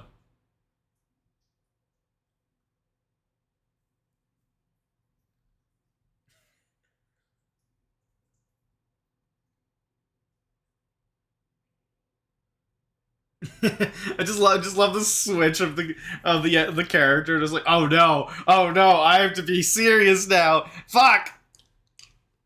A DM and DM. Hey, oh, double DMs.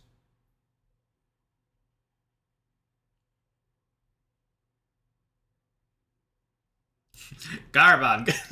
Just over and over.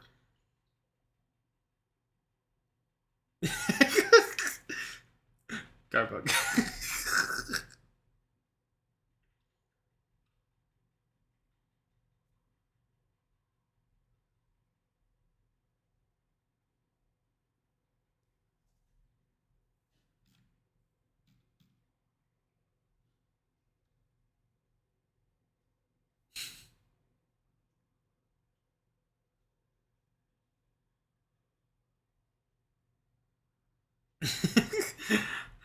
I gotta give Zach the Bold some credit. Like, he definitely does get into the mindset of like being a dungeon master, being a character in TTRPGs.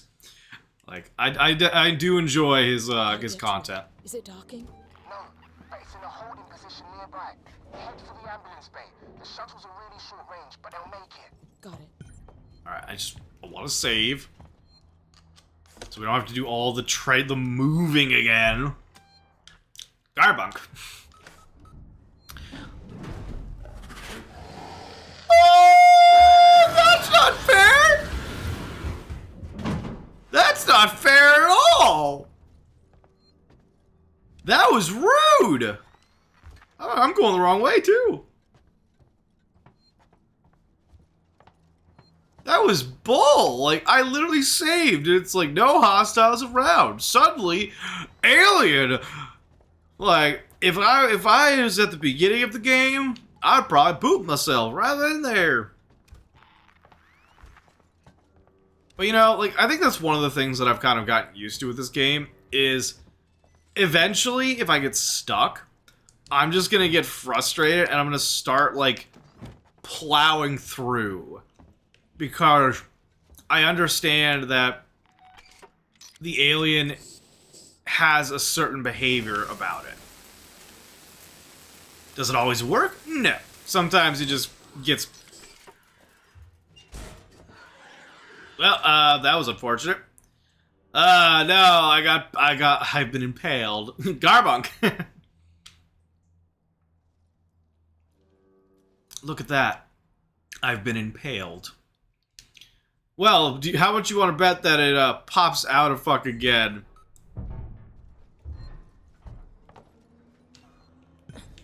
Alright.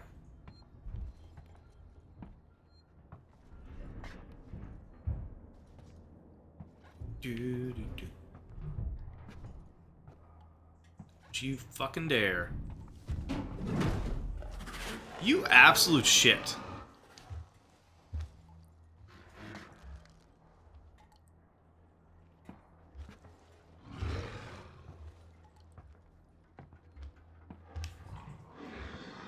You absolute fuck. Garbunk.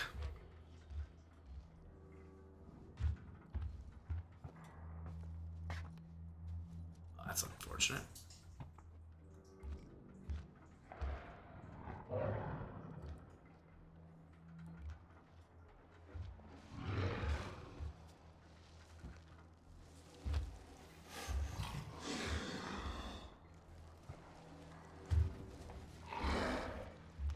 Ring around the posy. Or, wait, what is the term? Ring around.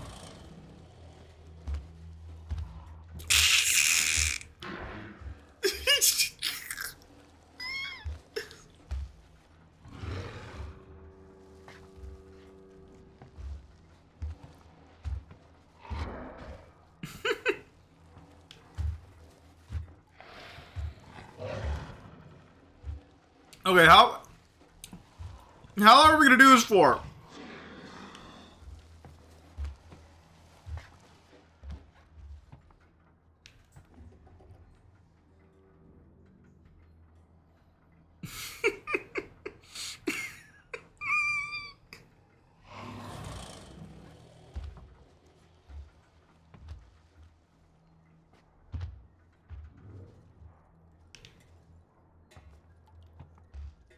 Uh-oh.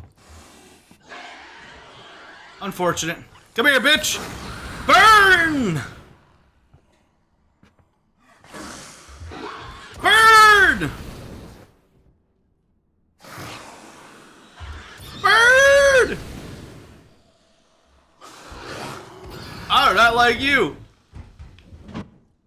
Okay, there we go. Is there a place to hide up here? Unfortunately, no. I would like to be able to hide somewhere. Please?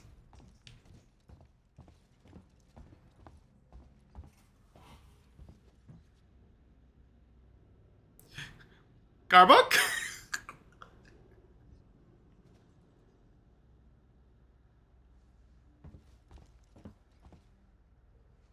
Where'd it go? I do not like this. Not one bit.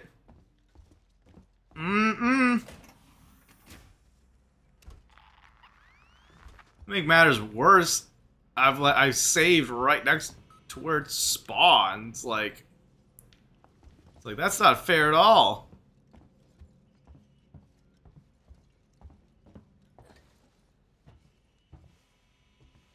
Is it dipped out now? Can I cut through?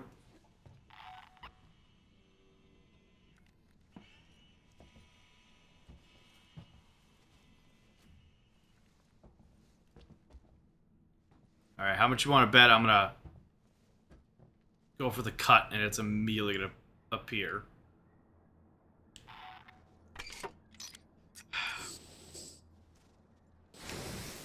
Gotta move.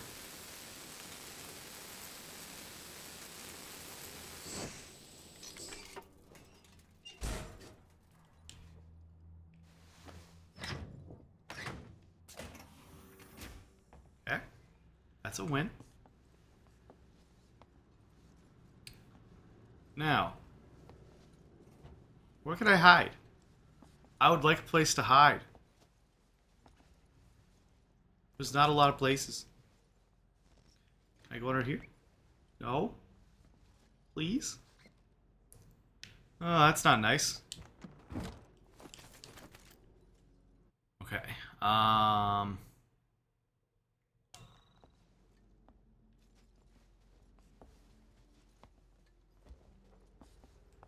This way. Yes. Okay. Squeak.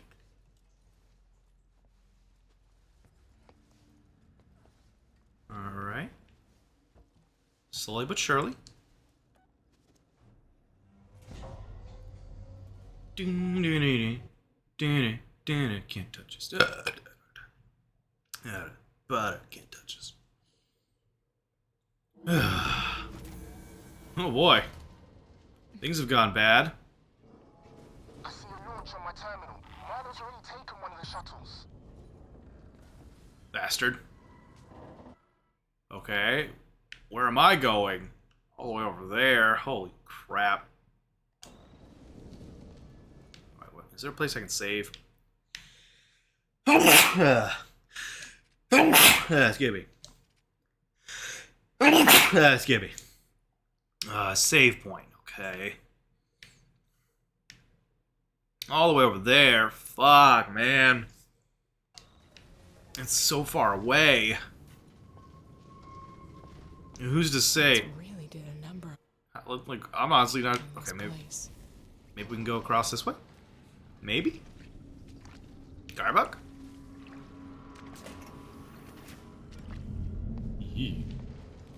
Okay. Ugh, it's so dark in here. Door locked. Not fair. Well, I gotta run back this way. This is my exit strategy. Sorry. Alright, is there anything around?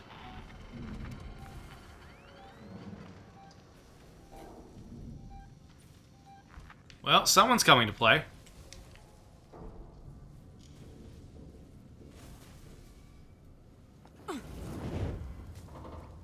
Ow.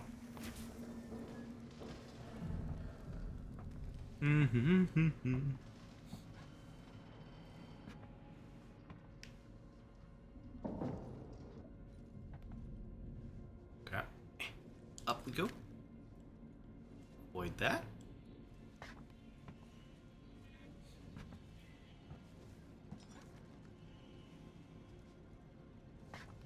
anything over here? Just gonna slip underneath.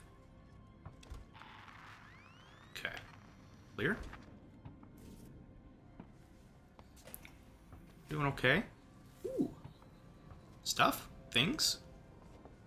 Secrets? Weapons? Okay, I'll take it.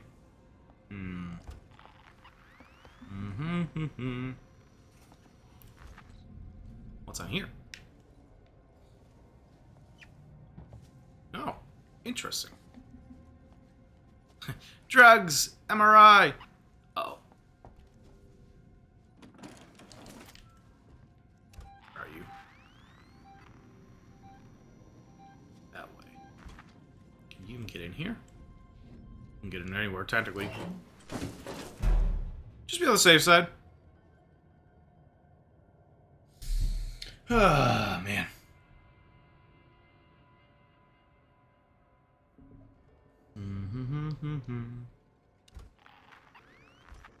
Okay.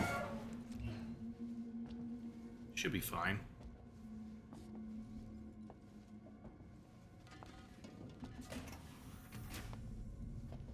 You know, one of the things with these games is like, I know the Xenomorph can't hear me talking, but it's just like, there's like that survival instinct of like, no, you keep your mouth shut.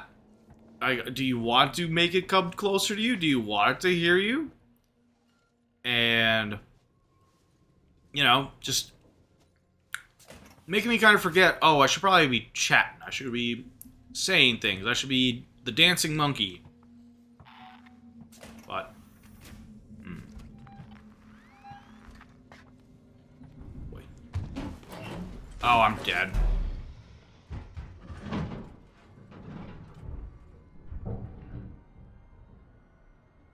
There's no way in hell. How did it not see me?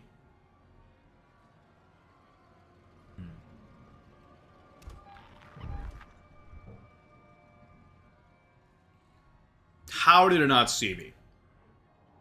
That was the most obvious, like, oh, hop in the locker I've ever seen. Like, a Dead by Daylight killer would have seen that a mile away. They would have heard it.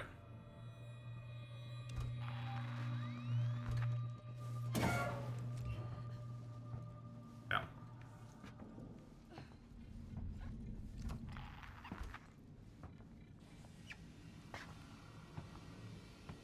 What happened to you, man?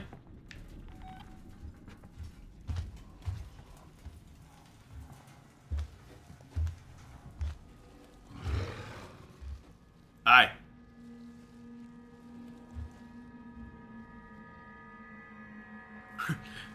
The Xenomorph is DBD killer. I guess this is before that. Yeah, this game was long before Dead by Daylight. Put them in. How did you not see me?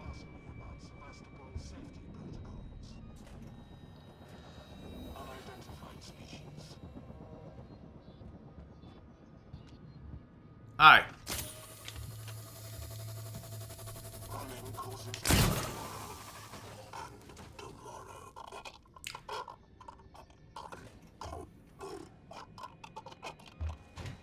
Fuck, hi. I got my face eaten out. Man, that sucks, because now we gotta do all that shit again. Oh. Nice. I see a launch on my terminal. Marlo's already taken one of the shuttles. Oh, boy.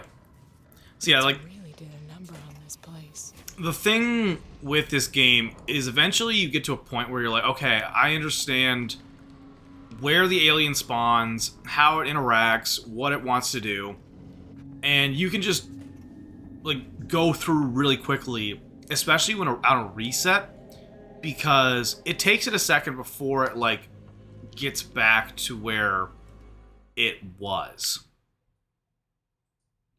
Okay. And I honestly was kind of like dicking around there a little bit, going the incorrect way, although it seems maybe I cannot go this way, which sucks.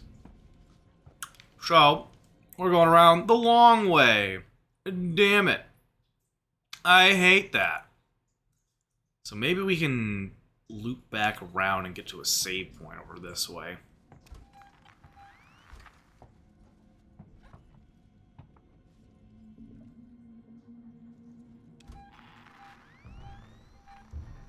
Yeah, it's right there. You know, in all honesty, if I ever get back into Dead by Daylight, I might get the Xenomorph killer, because while I am a Trapper main, because I like the simplicity of the Trapper, I also want to play like killers that are fun for various reasons. Example being Alien. I like the Alien series. It's fun. Okay, I don't want to go that way. I find the concept of Alien to be really interesting, because if the Xenomorph is a species that humanity has been trying to drag across the stars back to Earth, what else is out there, you know? Oh, film that I won't be watching, I can't stand DVD. Really? Like, in what way can you not stand it? Is it like you hate the game, or is like too scary? Like,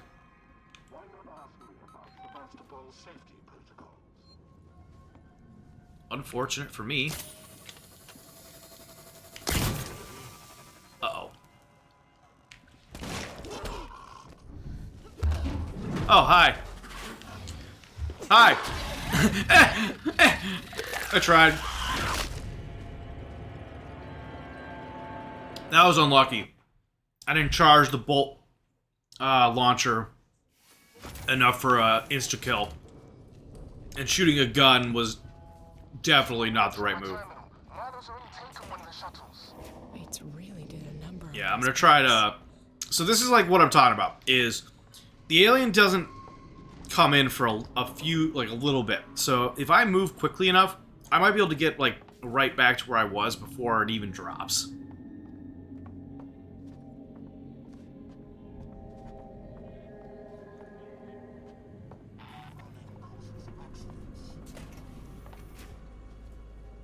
Yeah, that's unfortunate that it drops right in there.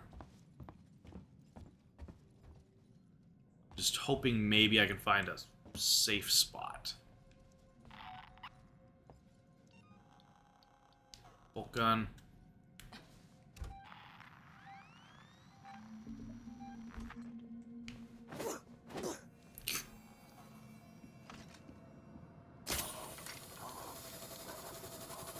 So yeah, we're fully charged now, so that balls. I thought I had an indefinite hold on that. Oh, hi! I just pumped and fucking balled it. Ah, damn it! The sounds, the environments, the game loop, I find it grating more than scary, like one of those locally run Halloween haunted houses that is more like a splatterhouse. Okay, fair enough. Like, I prefer playing killer whenever I play a DBD, because I don't like being a solo survivor. It's very hit or miss on good groups. Like, I find it fun when you're with a group, but you don't have comms. But I can understand where you're coming from. Like, I don't play it too often. I used to play it more. But you know, eventually, like you said, it is a grating grind, and it gets kind of boring after a little bit. And so it makes sense. I think one of the things I do enjoy about whenever I do occasionally play it is the killer-survivor relationship hasn't changed at all in the entire time of this game's existence. And the air quotes toxic trolling behavior is still the same as it always was. And my playstyle shuts it down. Like, I know how to deal with trolls. And it's always hilarious how often I'll pop in, they're like, oh, it's a baby killer, we're gonna bully him, and no. They get their shit rocked. It's hilarious. Okay. I just wonder...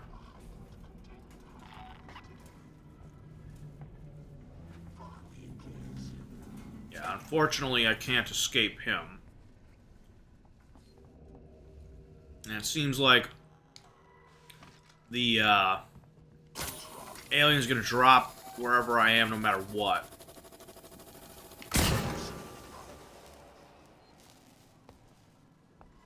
So, maybe.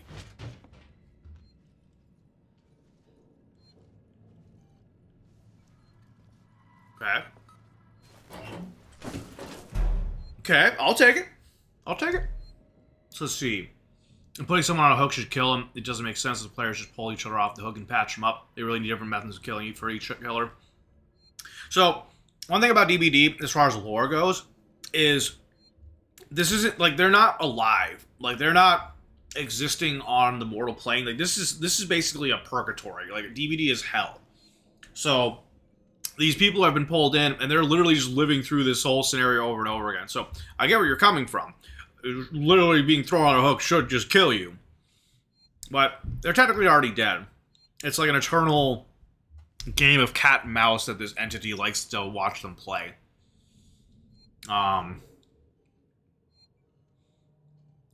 But I get you, Rob. Like, I do not question preferred games over others.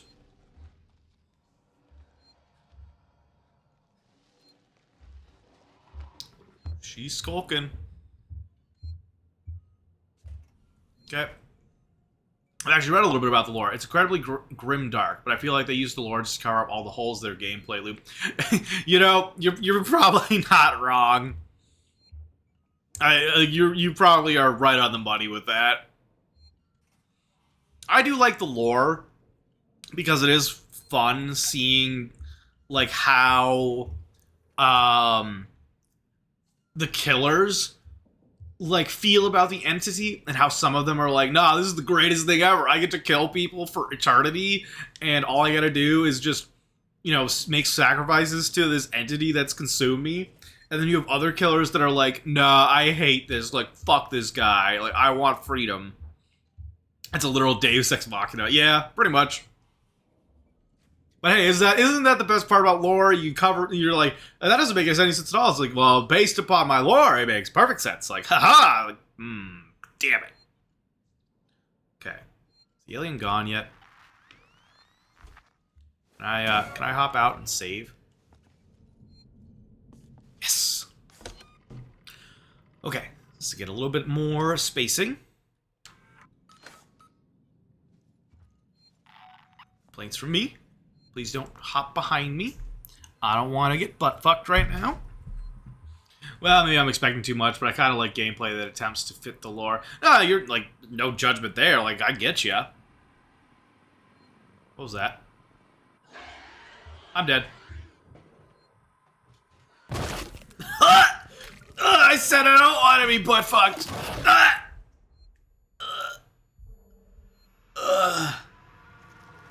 Harder, daddy.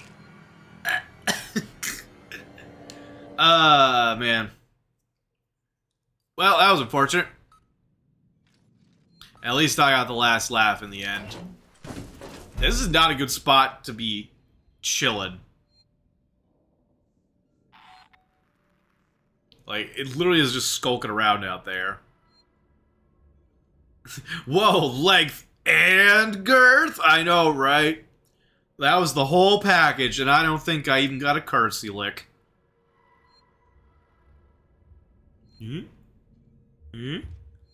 Up there she is. Maybe ask for consent next time.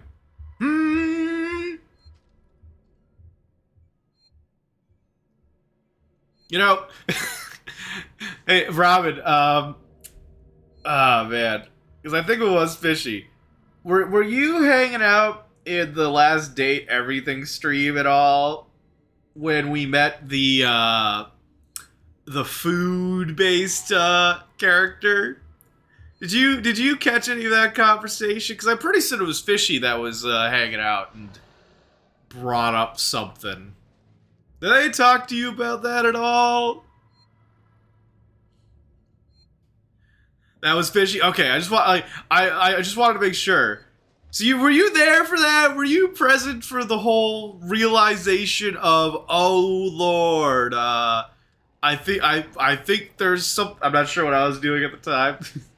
But did Fishy talk to you about that conversation? Did they talk to you about the realization that had been had? What's the understanding that the character? No? Oh Lord. Robin, do you want to hear about what happened during that episode? Because Augustus said something that made all of us go, wait a minute. And suddenly there was an existential crisis happening in all forms of people's worlds. Like the level of like personal understanding was shattered that evening. Would you like to hear a bit about what happened? Cause I feel like Fishy might have hid that because they don't want to admit something about themselves. Even though I'm gonna say I'll say it full loud and proud because I don't fucking care. I'm just trapped in a closet right now with a giant monster that honestly in one way or another that I will not elaborate on would say smash. But so here's the deal. Last time we played Date Everything, one of the characters that we interacted with was trapped in the closet mood. Yep, pretty much. We ran into the character that is created when you like focus on the food in your fridge. I don't remember their name, but they are I believe a they/them character that is literally made of food. So their hair is ramen. Their coat is like a fruit like tart, like a giant fruit tart. They've got like olives for buttons, like chocolate for pants, and like lettuce leaf floofs. Like everything about their aesthetic is food based, including their hair. And Augusta pointed out that if their hair is food and their entire concept is food, what else of theirs might be a food? No. They're not like they're not mixed all into one mash like that you eat all at once. Like definitely if you ate them all at the same time it would be gross. But like imagine just munching on one at a time. Like you're just snuggling with them, you know, and their hair is like right there. You're just like, oh, and you start nibbling on ramen, right? Like, you know, just they're a food. So if they're a food and everything about them is a food, sausage. So correct, you're getting on the route there, Robin. So we had the question of, is it Cool Whip? Someone thought I think it might have actually been Fishy. I'm not 100% certain, but someone said maybe it was cottage cheese, which I'm like, ugh, I hate cottage cheese. But then it made us question, like, would it taste like lemonade? And on the flip side, would it taste like chocolate or Nutella? You know? And thus begs the question, how prideful is someone that they would say, no, I wouldn't drink lemonade in that way? Whereas I'm going to sit here and go, nah. Unless it's a sexual preference of like, that you're just like, you're not interested in them physically, and thus wouldn't be willing to go in any route with them. I don't think anyone would spend their entire life denying that they would not consider at one point or another, would I be willing to consume something that in any other circumstance I would not do because no thanks, not my kink. But thus, in this circumstance, being like, maybe? Because I will say with confidence, because I am okay with who I am as a person, and I don't give two shits what people think, I would definitely explore new realms of kinks with that specific person. Because I ain't opposed to drinking lemonade out of a straw, if you know what I'm saying. Or I was dipping my finger in Nutella the other day. I didn't feel any shame doing that. So Fishy was definitely struggle busting with that realization. And me and Augusta were laughing our asses off because we were also having that same existential crisis. Even my buddy Ring was like, So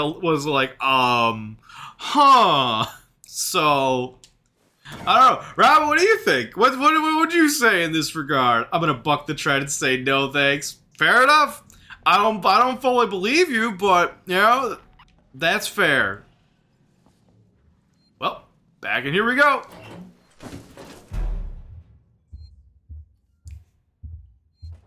Man, I really want to read what's on this fucking computer, but you know, I honestly, like, well, given the way you sold it, I mean, fair enough. The way I've sold it is definitely not the greatest of sales, but I wasn't really going for a sales pitch as much as I was just trying to explain it in the most, like, non-crude and grotesque way I could. But in the moment, I tell you what, there was definitely a case of like, I have to have a conversation with myself. Can you go away? Like, I don't want to get pierced. You never are nice about it. You just jam it in. Well, I'd have to be convinced, but I'm not. Fair enough. I'm not trying to convince you right now. It is a conversation of convincing yourself based upon the character in question. That's where the convincing comes in from. I'm not trying to convince anyone one way or another. I've already convinced myself. Okay. Heading this way honestly puts me in a bad position, but maybe I could loop around. Maybe. Oh. Hey, buddy. Got anything good on you? Fudge, man.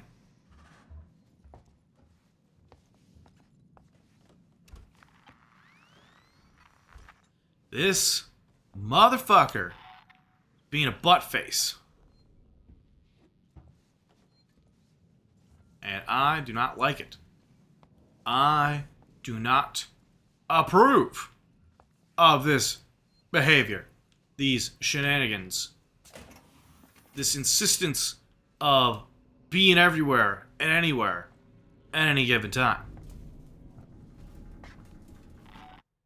Okay. I feel like going across this way would be the better route, but honestly, no matter what, it's gonna be a rough, because how? How do they not see me? Hi. No. Don't do it. Yeah. I'm gonna burn you, bitch. I'll burn you. Come on. That's right. And then I'll hide. That's right. What are you gonna do about it? Nothing. No, you gonna run away and hide like a big old bubble blown baby. That's what you gonna do. I'm gonna sit here and wait for an extended period of time again, because I don't care if I'm in the closet. There are things you can do in the closet. It's fun in the closet. Sometimes I don't know, man. I don't know why my brain's going down these routes tonight. Don't mind me. Okay. I find it funny that it did not pop back out. Normally they're pretty quick about coming out. It's fun in the closet. No, it's not. Hey, you clearly don't have the same ideas I do about being in the closet.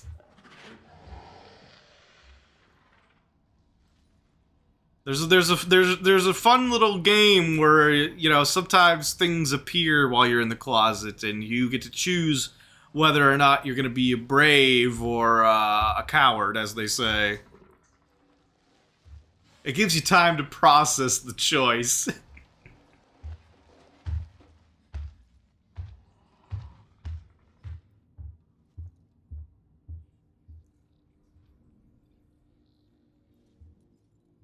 Did Fishy send you that song, Bye Bye Bye? Maybe? I don't think so. Maybe, hold on. I feel like it's tickling a memory, but I'm not 100% certain. So, let me see. I'll look it up.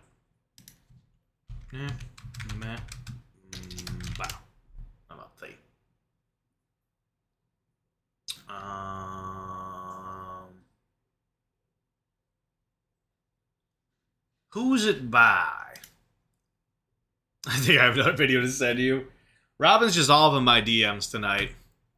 Reaction stream. Fair. Just sick. Okay. I mean, hey, I'm just chilling in the closet in Alien. Like, I got all the time in the world.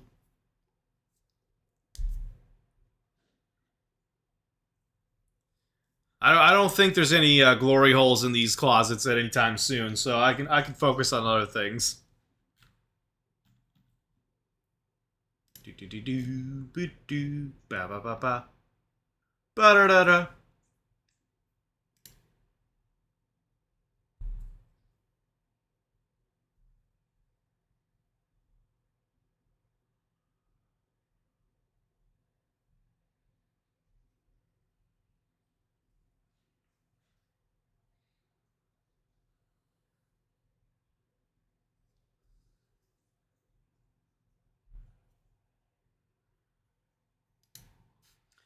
I just saw a by Subradio. Okay, so it was that one.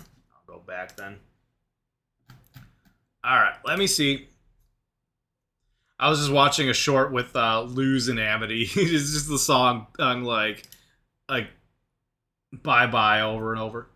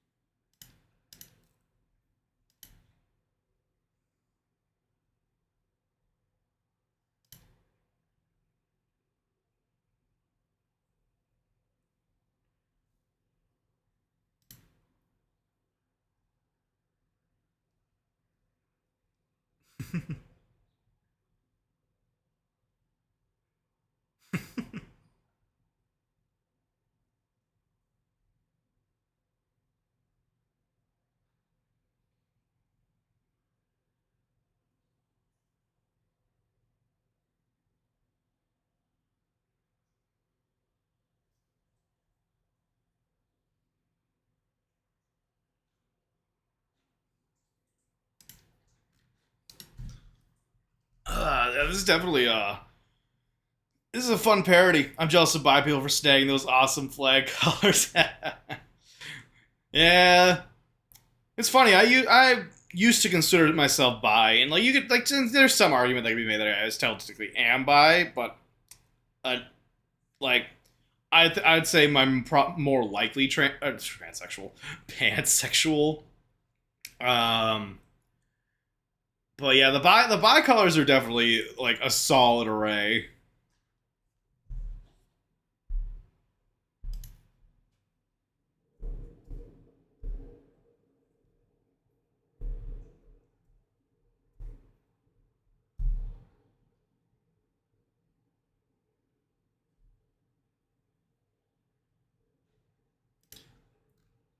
I like how y'all are like just dealing with me being quiet while I'm listening to this. Because I can't play the game because if I like while listening, because then I won't be able to hear anything. Like I'm just gonna be, like, I'm just like just imagine going through like an entire like Alien film, just rock it out in your headphones. Like you would have to have like you have the luck of the fucking gods at that point that you were just like casually avoiding the xenomorphs while just rocking out, and then them like not hearing a single sound from the vibrations of your music. Like that would be funny. And like I know there are characters that have been in horror movies or like slasher films that are listening to music and they get murked, but I'm saying I want the character that makes it through the entirety of it, no fucking clue. Hell yeah. Yeah, that's a fun parody. I like that.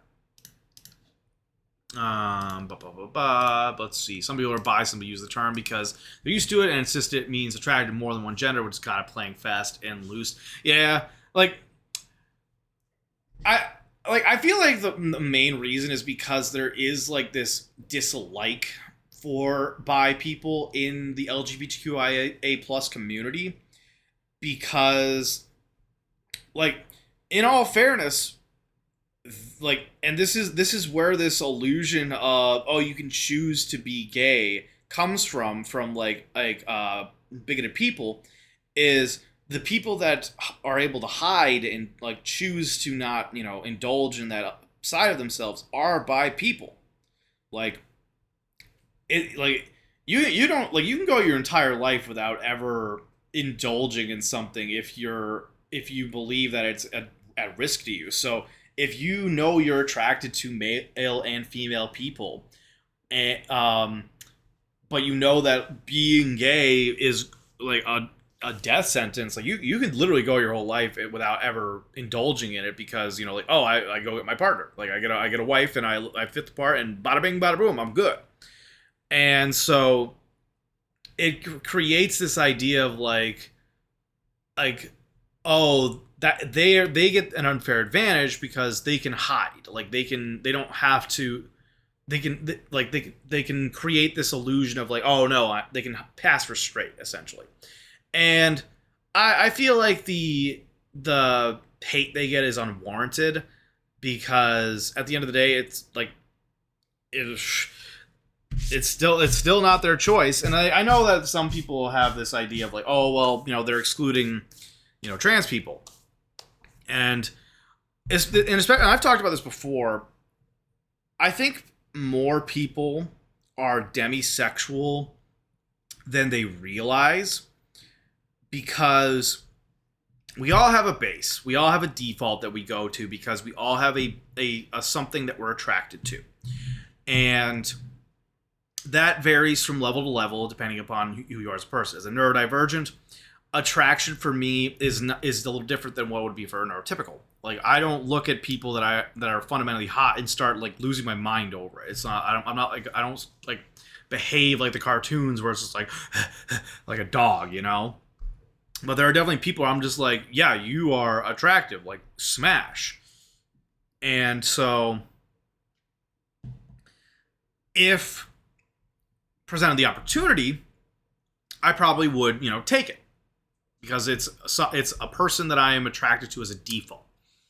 Now, you throw in other individuals who I don't have a default attraction to. Now it's a question of like, okay, you don't check the box that is like make brain chemicals go whoosh because of like outward appearance. Can you tickle the fancy of my emotional capacities? And if so, hey, anything's possible, right? So where many people will say like, oh, I am like 100% this or that or the other thing, I don't want to make an argument and say, oh, that's not true because you've never met the right person kind of thing, because that's been validating to their experience. But I would still think about that and be like, honestly, if someone did show up that, checked those emotional boxes that you may or may not be aware of, would that, change their mind, essentially?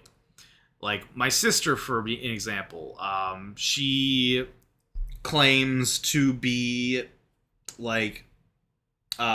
interested in women. Okay, cool. Not my problem. Not my, you do you. But she's never had a full experience with a female presenting person. The experiences she had in the past with male presenting people were a couple of bad ones. And so, as her brother, I feel like her preferences and behavior now is more akin to a trauma response rather than a true understanding of where her actual preferences lie. Am I going to make arguments about that? Am I going to try to push her one way or another? No. Whatever. It's not my business. But I feel like if we catered more to emotional vulnerability, there'd be a lot more people coming out of the closet that are very surprised by it. And this is coming from someone who was like that, who came out of the closet, basically, and hangs out on certain social medias where a lot of people that insist, let me repeat that, insist they are super straight, are meanwhile acted pretty fucking gay. And it's really kind of sad because you can just tell that the way they go on social media and they indulge in this stuff and then immediately delete their accounts. Like they'll be gone in like a day in some cases, and then they'll make a brand new one then like a day later and do it all over again. And it's so sad because there's so many threads of like I have these urges, I'm interested in this, interested in that, I've seen this over and over and over again, and amongst them is littered. Should I cheat? Should I tell my partner? Should I go out and meet someone discreetly, etc., etc.? Just all of these like underhanded, back under the table like questions. And as someone who believes wholeheartedly in communication, in this idea of like, no, if you're like in a relationship with someone, to me that is forever. I understand that some people operate on the idea of like, oh, I just want experiences, and they'll like move on from person to person after a month or two. That's not how I operate. Like if I'm in a relationship with someone, any format, whether it be romantic, friendship, or otherwise, for me it's forever. And so I see these, honestly, like, I feel bad for these people because they're dealing with something that they can't engage with healthily because of the way they were raised, because of the stigma behind it, and the fear of being ostracized by friends and family. And because like, just putting it this way, being horny and not being able to alleviate that properly is bad for you mentally. Like it will, like, it's an addiction in and of itself. Like the idea of like, oh, you're trying to like quit drinking or smoking weed or nicotine or something. It is a voice in your head just egging you on, like, you gotta do this, you gotta do this, you gotta do this over and over and over again. That's why, like, on my last stream, addiction sucks. Addiction fucking sucks. It is the one ring in its truest form. And anyone that says that they could handle carrying the One Ring is full of shit. Just saying that out there. You can try to make a case, you can make an argument. Nah. Any iteration of a person carrying the One Ring will be consumed by it because no one's willpower is stronger than fucking like Sauron, basically. And so that it has that same connotation with horniness, basically, where you're if you are feeling like horny and you don't rectify it in whatever way that is safe and comfortable for you, eventually it's going to come back. And it's going to be all that bit more demanding.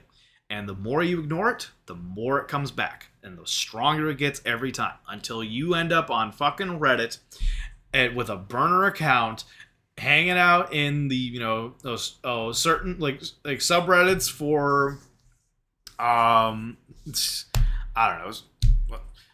I feel like I'm doxing myself with this, but I don't know. Do I really give a shit? Do I care? Dice, do I actually care? Odds, yes, evens, no. Evens, no. So the literal straight to gay subreddits, right? And they like post stories, they post like cravings, they post nudes, and they're genuinely trying to get a release from something. And unfortunately, as we all know, the internet is full of predators.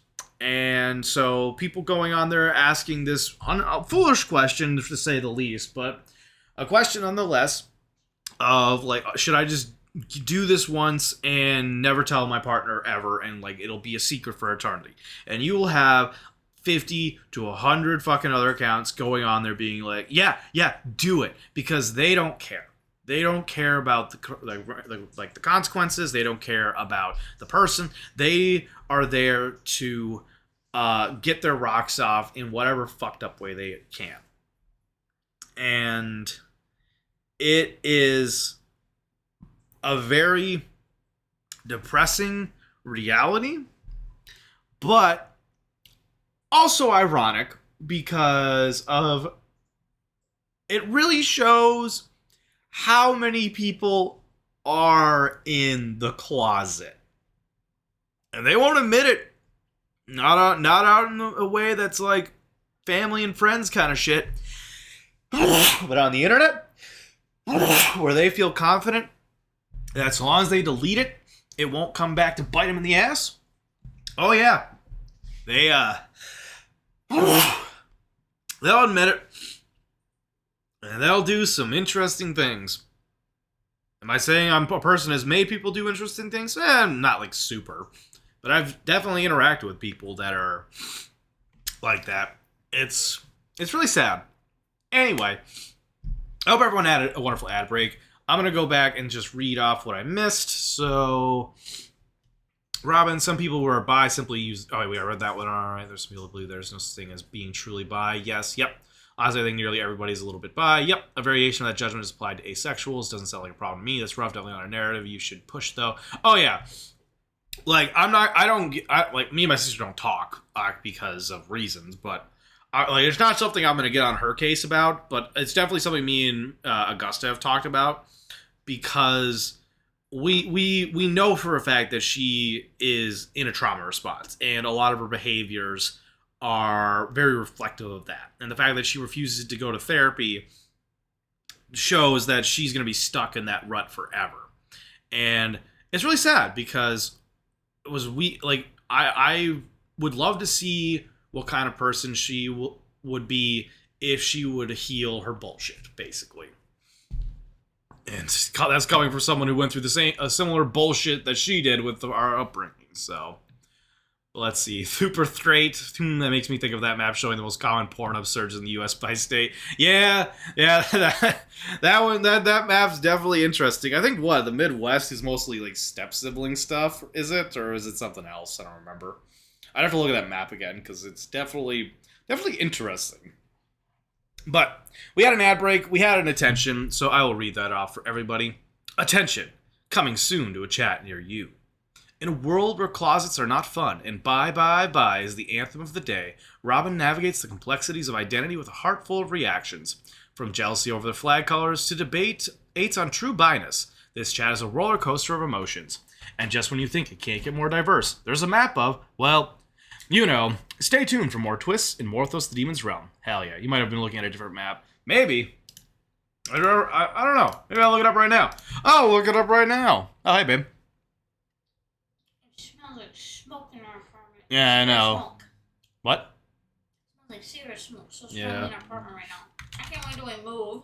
I mean, you could open the window. Oh, it might be better over there, because I think it's coming through the kitchen area. It's really strong in the kitchen. Mm-hmm. What are you talking about? Stuff. Who's the she? Huh? Who's the trauma person? My sister? Oh. Yeah. Oh. Well, thank you, Robin. Let me see. Let's take a peek. See. Right. Huh.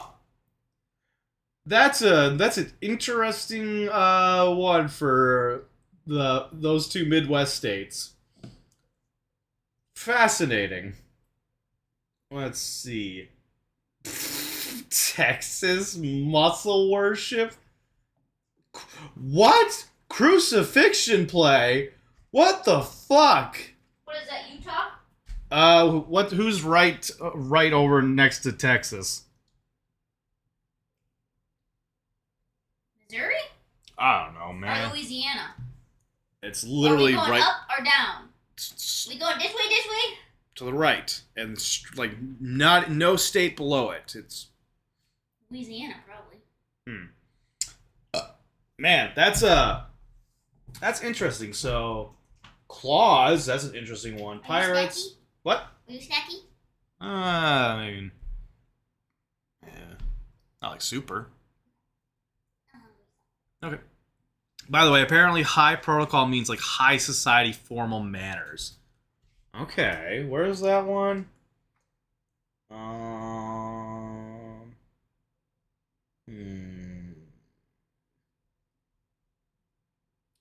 Oh, isn't that Colorado? Interesting. This is an interesting one from FetLife. Like, what I find really interesting is I don't see one that is like the same. Like, I'm looking around, I'm trying to see, but it feels like every single state is different. Oh, no, wait, never mind. There's two high protocols. Okay, there we go. Jeez, human ashtray. That's Pennsylvania, isn't it? God damn. It's in a few places. Huh. My absolute favorite of this map is Enforced Bedtime.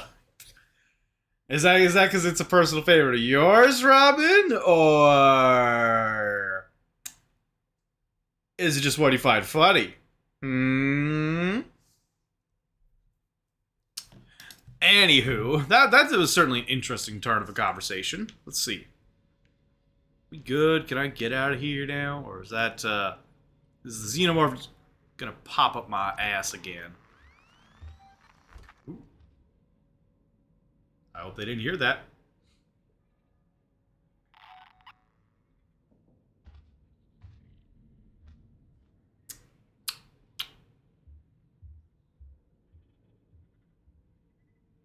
Can you go away, please?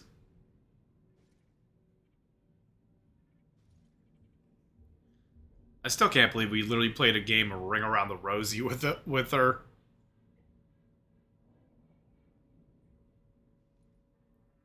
Bring it around town.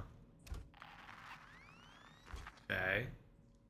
Nope, I just imagine they're being put to bed with no sexy times and that's their fetish. Okay, fair enough. That definitely would be like funny in and of itself. All right. Got it.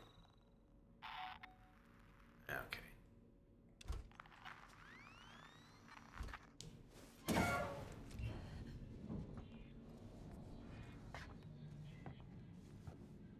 I gotta doubt that's exactly what this meant, but until proven otherwise. I mean, let's be honest here. A quick Google search would determine that. But I feel like the fact that it's FetLife, and FetLife has a very limited user base, I feel like it might not be the most, like, concrete representations of preferred fetishes by state. I feel like searches on, like, the hub might have a wider baseline to go off of, but that's just me. Like, I don't know. Statistics and all that. Flashbang! Alright, Phantom Ammo's craft in this medical bay. Okay. So... Is it over here? No. Damn, my Axis tuner isn't powerful enough. Oh, what does that mean? There has to be a way. Okay. I don't like this at all. Find a level 3 upgrade? Oh. Okay, back away we go. About 658k users. Yeah, true, but when it all evens out, it gets boring. True. Is that how many users use FetLife? That's a lot more than I thought.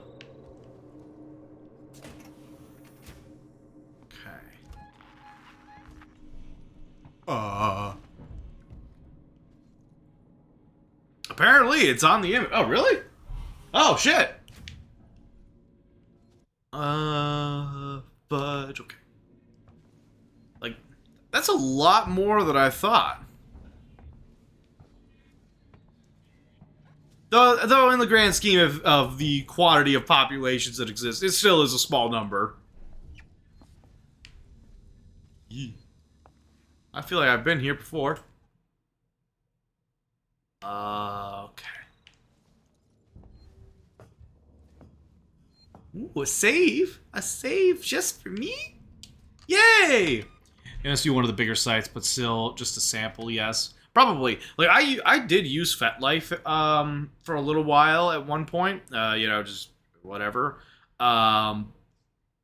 So, it's definitely an interesting site, but it's got a lot of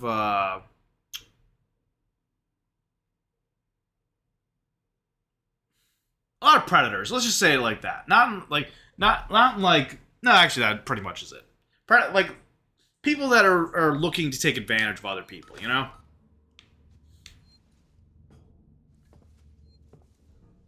But as far as like as someone who is interested in art and, you know, NSFW content is art to me. I did enjoy being on it for a little while. Like it was very interesting.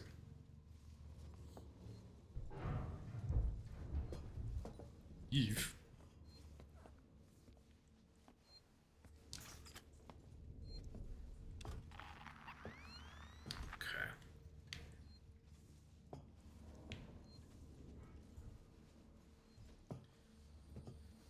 But yeah, yet another example of why The Void is an 18+ channel, because I'm literally talking about fucking, like, porn. Okay. So I'd have to go this way, or did I miss something?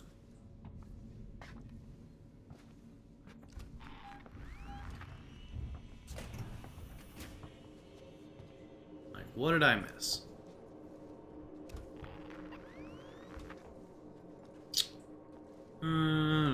Okay, that's it.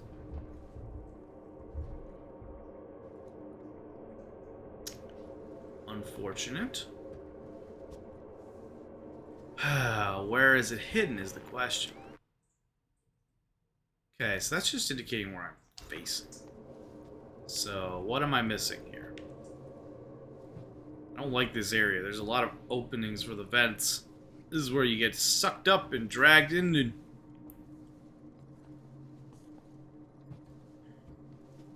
You know, I'll say it. I'll be honest. In a world where I'm not concerned with being hurt and death, this would be a definite appeal to the more primal interests. Just saying. Where the fudge is this? So we gotta find a level 3 upgrade. But the problem is, my thingamahopper does not tell me where it is. 'Cause we went through there. I didn't see it. It's telling me to go back this way, but that entirely is where I'm supposed to, like, finish AO, and is not going to help me in getting through. What was that? Well, we'll certainly try. Hi. Yes? Did you open the window? Open the window. Would you rather smell cigarette smoke or cold air? Let's see. What's that little emote? What is it? Why won't it show me? It usually would tell me these things. What the hell? I can't see it. All the other ones I can click on. Why can't I click on this one? Robin, what is that? What is that emote? Alright, autopsy report. Name, Foster, Catherine. Coroner's case, 11/14/2137. Date of birth, 01/20/2098. Oh, it's a fountain. Okay. I don't, like, for some reason, and it just would not let me click on it, so it wouldn't, like, show anything. Oh. Turner, we've had something go down here in San Cristobal. Tape off the scene and make sure it's not touched until Garcia comes in with forensics. Keep this quiet for now. I want total silence. Last thing this station needs is a panic. And one other thing. If I find out who leaked this to Ransom, I'll make them eat their fucking badge. He turned... Sorry, it was like highlighting the emotes. I found it's a standard emoji. It is treated like text. Okay. And had a ringside seat for the whole goddamn mess. This is a serious incident. I don't need Ransom making it more complicated. Do you read me? Waits up. Yeah, normally I can click on emotes and it'll tell me like the name of them or a description. So I can.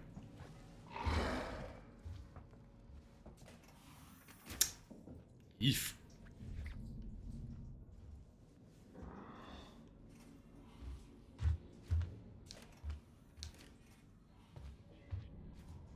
Okay. Look at that little tail. I just want to grab it. Yee. Hi. I didn't say nothing about grabbing your tail. Bye. Hee hee.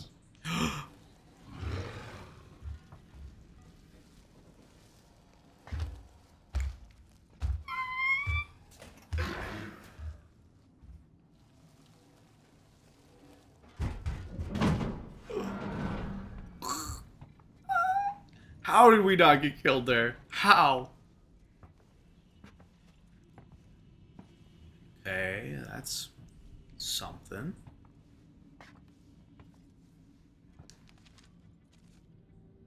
Let's see. What is this? What did that reveal? Show me your secrets. Let's see. I use FFZ, which lets you choose them like regular emotes, but I'm not sure whether you can mouse over them. Yeah, I wasn't able to mouse over the fountain one. I can mouse over the other ones usually, which is why I was so confused because it's so tiny. It's like it's so small. How am I supposed to read that? All right. So we're back here. Is it on you? Nope. Head back in here. Was it in here and I missed it? Walking around, being smacked around by the xenomorph. Let's see, can we open this? No. What about here? Does this give anything? Well, I mean, I use that on desktop. On mobile, modes are just really available. Oh, I love. Yeah, I know. I love. Like how quickly I can. Lingard, this is Yeah. Ransom. Emotes. Remember me? Your friendly Seegson chief executive. Lingard, you don't drop by, you don't call. Aren't we pals anymore? Anything hot? Oh well, we're both busy people. Hmm. Do you want anything hot? Good question. What are you doing? Yeah, I could go for some cocoa. Big or small? Small. Please and thank you. Love you.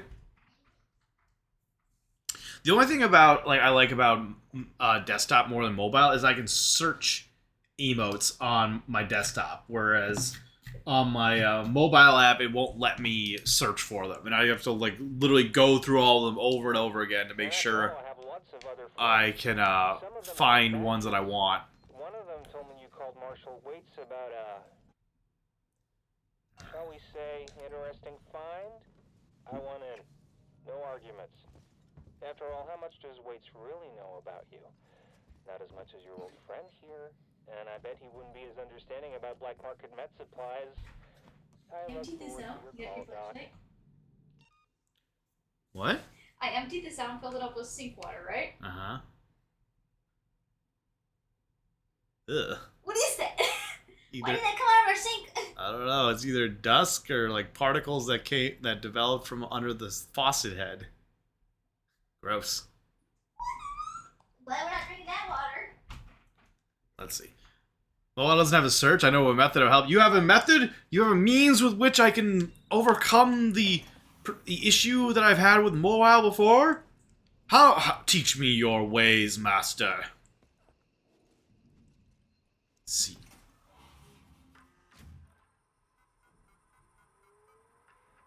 Let's see. Dispensary, death certificate error. Yeesh. Still have not found what I'm looking for. What do I do? Where is it hidden? Where are you?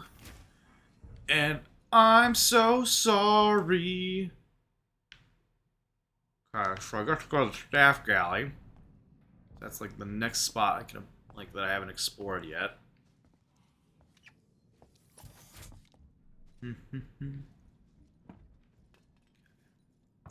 Alright, they can the Xenomorph can definitely jump down any point around here. Charges, okay. That leads deeper in. Right. Flamethrower fuel, yes please. Ooh,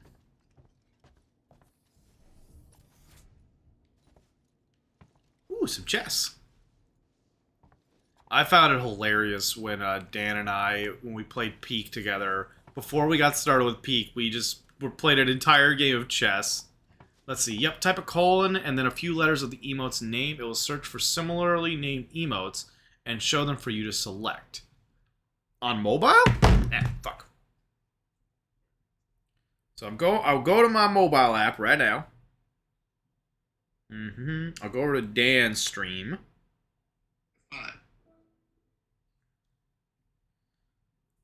So I go to this, so a colon, and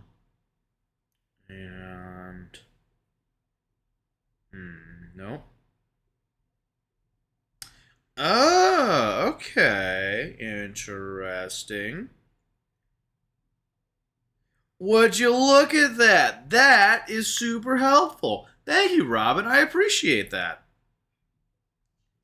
That'll help me actually find emotes based upon words I'm looking for. So it works on a desktop too. In addition, on desktop you can press tab to complete the emote name on to the closest emote. Sure thing. Hell yeah, thank you.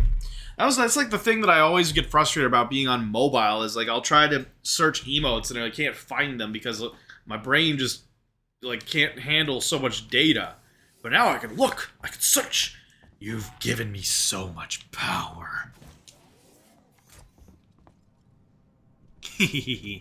Nod. Alright, sterilizer. Oh. Keep finding items, but we can't. They're not like the item we need. Where is it? Okay. Alright.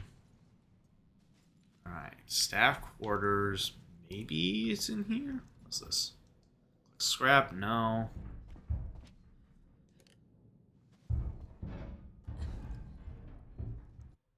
Yeah. Skulking about as always. Do I have to go up? Like, there is a ladder, it looks like.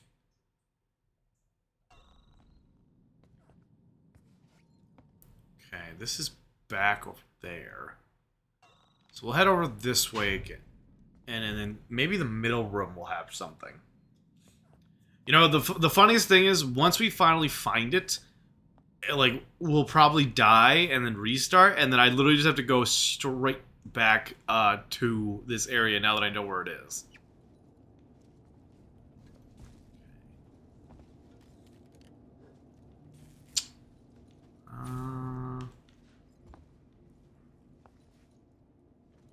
Alright. That's unfortunate. Well, I'm running out of ideas here. I need a level 3. Where the hell is a level 3? Because we've already wandered around in here. Help! I need somebody. Help! And not just anybody. Help! Huh. Did I have to go to the ER? Like, is that where it is? Personal terminal.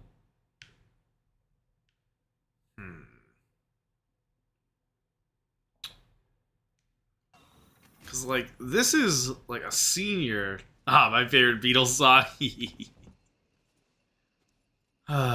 Man. I don't know.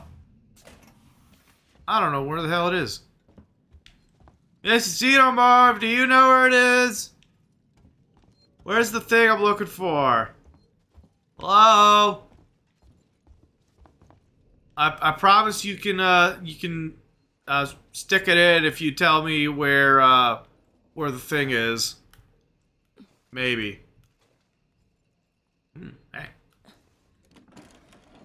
Okay, nothing in there. Neat. Ya-da-da-da. Ba-da-da. Ba-da-da-da. Alright, well, I guess we'll try this way then.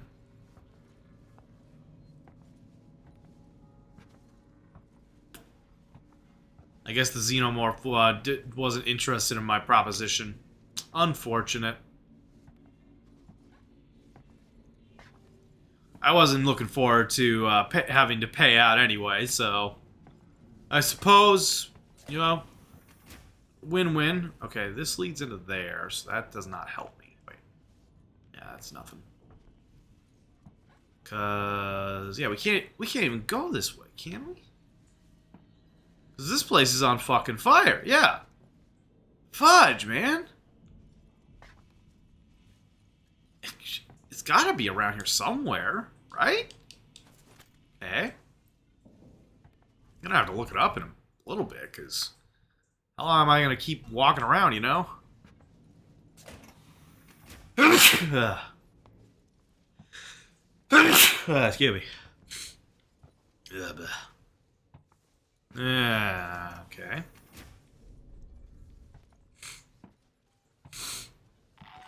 Alright, I gotta look it up, because I don't know where I'm supposed to go, where I'm looking, and I don't want to spend all day looking. So, Alien Isolation, Level 3 Access Tour. Where the fuck is it?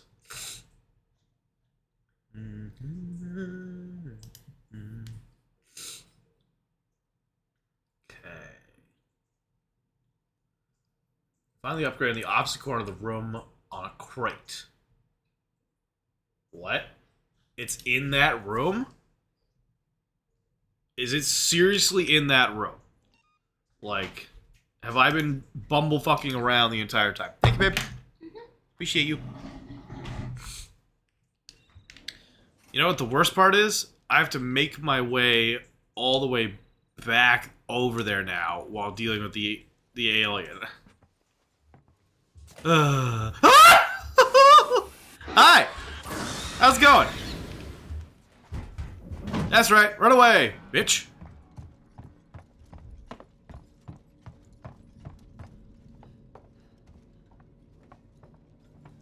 Alright. Now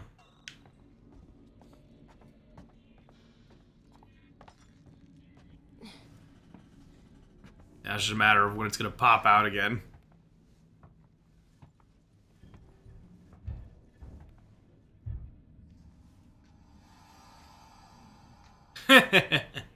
Yeah? Is that so? You're over there drooling away at the prospect of getting your big old meaty hands on these you know, hot cheeks. Well, I got news for you, bucko. You ain't getting them. Yeah, that's right. You gonna hop down now? Or you gonna dip out? Yeah? Alright! Fuck! Well, Alright. They got their comeuppance, I guess. Alright, so we're back over here. That's good. Now then, good news is we're not that far from level 3, so we can just head back. I don't know where the xenomorph is at this time, but we'll cross that bridge when we get there.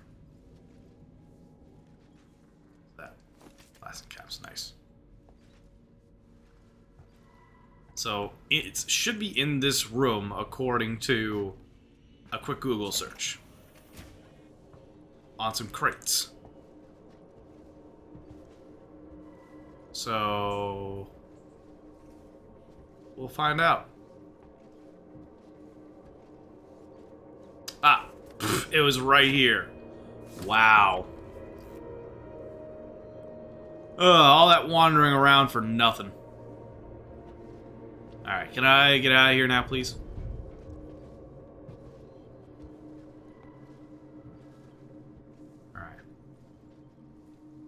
Mind me, and we'll see.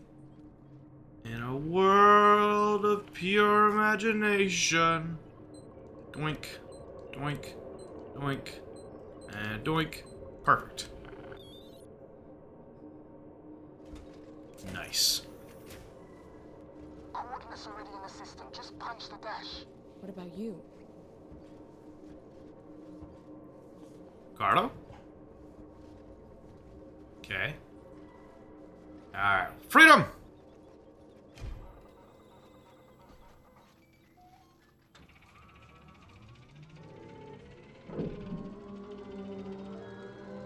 Ugh. I'm expecting a hand to just reach from behind and like grab me at all moments. Woof. Hey, we're making progress, you know, that's a win.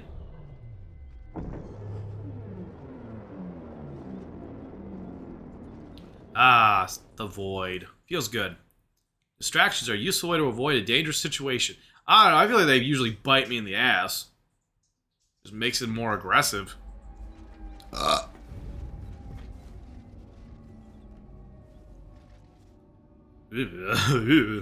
am I safe? Like... Ricardo, can you hear me?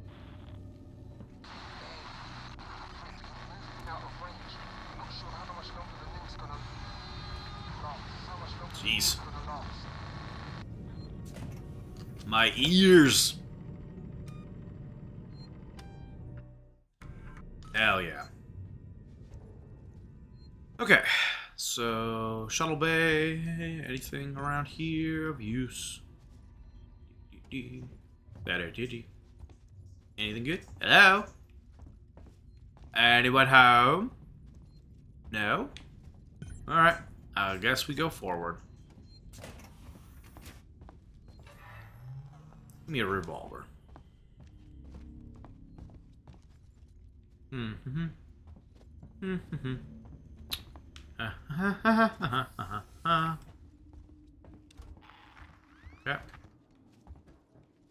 My eyes. It's so dark in here. Hello? Anyone home? We may have broken our losing streak. We've barely been scraping a living the past couple of years, and the Anesidora is starting to look like the wrecks we salvage. Can't say the crew's been faring any better. Then we found that flight recorder. It belongs to a ship, the Nostromo, Weyland-Yutani property.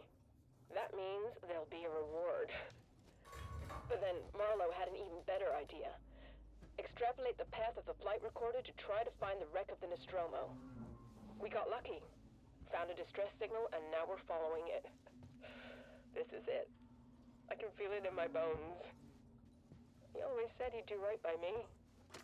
Yeah, so, like, to those that are not aware of, like, the story of Alien, like, the consistent story, the company Weyland-Yutani has been spending, like, years, centuries even, on these expeditions that, like, for all intents and purposes, are, like, resource gathering missions for, like, to return to Earth. But as a secondary mission, they are spending 50, 100 years trying to get this creature, like, that they have gotten very small amount of records from their, like, AI pilots being sent back to Earth, of a species that, for all intents and purposes, just will not die. Like, you can kill one, sure, but for some reason, they always have more. They're literally like space ants, for all intents and purposes. And they've been spending so long trying to get this, like, a sample of this creature back. And they succeed in the Alien Earth comics / TV series, which I really enjoyed. And that was a whole other can of worms. Like, now you've got the xenomorphs on Earth, and as we've seen in every single film, if they get free, if they're able to do whatever they want, yeah, any species on that planet is doomed, because they will consume it and merge with it, basically. The thing about that I've always find super fascinating about it is, we know the xenomorphs exist. We know they exist in a similar universe as our own. We know the engineers exist, a super intelligent race of humanoids that are considered to be the creators of humanity. You've got the predator species who hunt the xenomorph as, like, because they consider it the top predator, basically. And with all this in mind, Prometheus, yeah, like, I know people have their opinions about Prometheus as a overarching story from the Alien series. I honestly didn't think it was as bad as it gets made out to be sometimes. But, like, we know all those things exist in the grand story as the watchers, as the ones watching the story unfold. And if the xenomorph is a top predator that is akin to an anthill, what the fuck else is out there? Like, the Alien universe honestly could go into eldritch horrors beyond our understanding, because the xenomorph doesn't exist the way it does because it was unopposed and got to do whatever it wanted. No. it got the way it did because of like adaptation and survival of the fittest. And in a world where you're like a top predator, what are you competing against to, you know, acquire food? So I don't know. I look forward to the day that Alien moves away from exclusively the xenomorph and throws us a curveball and it's just like, yeah, so you thought the xenomorph was bad? Check this thing out. You know, we get little hints of that with like the Deacon and then the engineer, like the other couple of them, but even still, it's the xenomorph.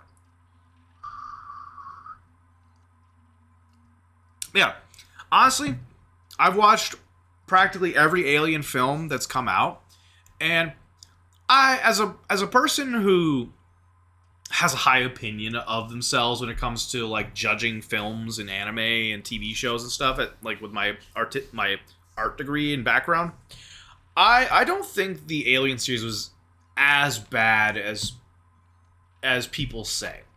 Like, it has its issues, definitely, and like there's definitely the element of like, why is it every time they go on an expedition, the people on the expedition do something incredibly stupid that gets everyone killed?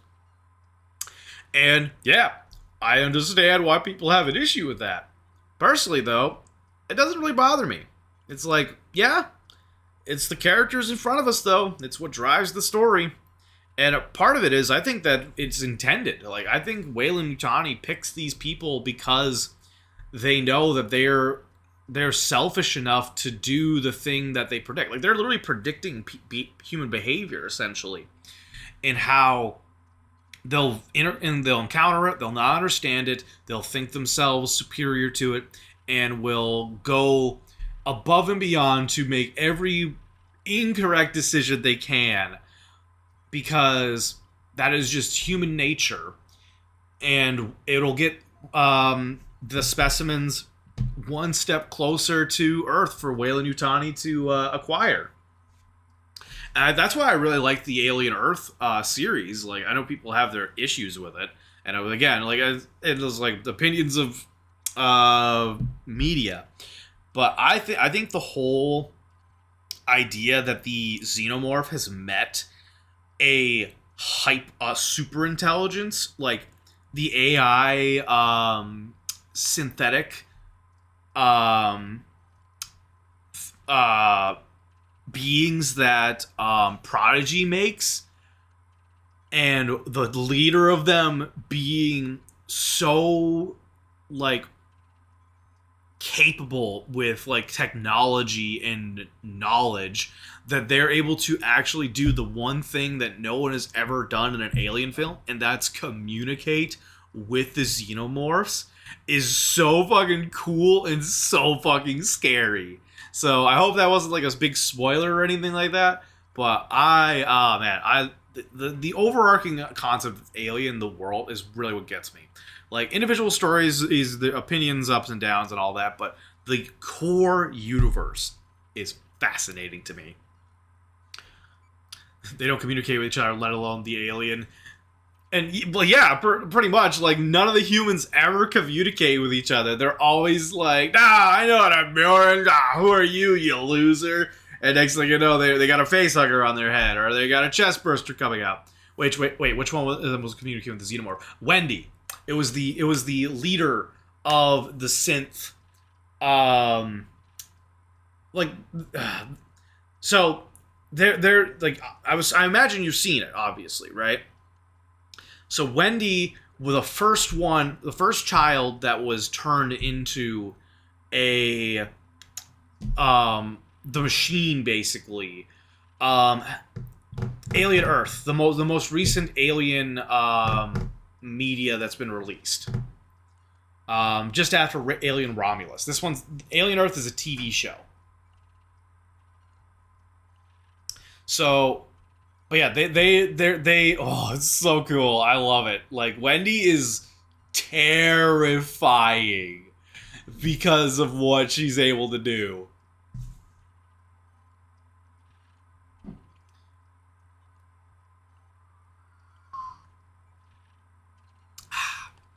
Coco. Anyway, Signal detected. Marlowe, Haste says he just picked up some kind of signal. I've got Lewis trying to decode it now. Could be the Nostromo. Want to come up and see for yourself? Technician report. 1024-2137. Marlowe, I just had to do some much-needed work on the sublight engines. The old girl was complaining so loudly, I'm surprised something didn't fall off during the last jump.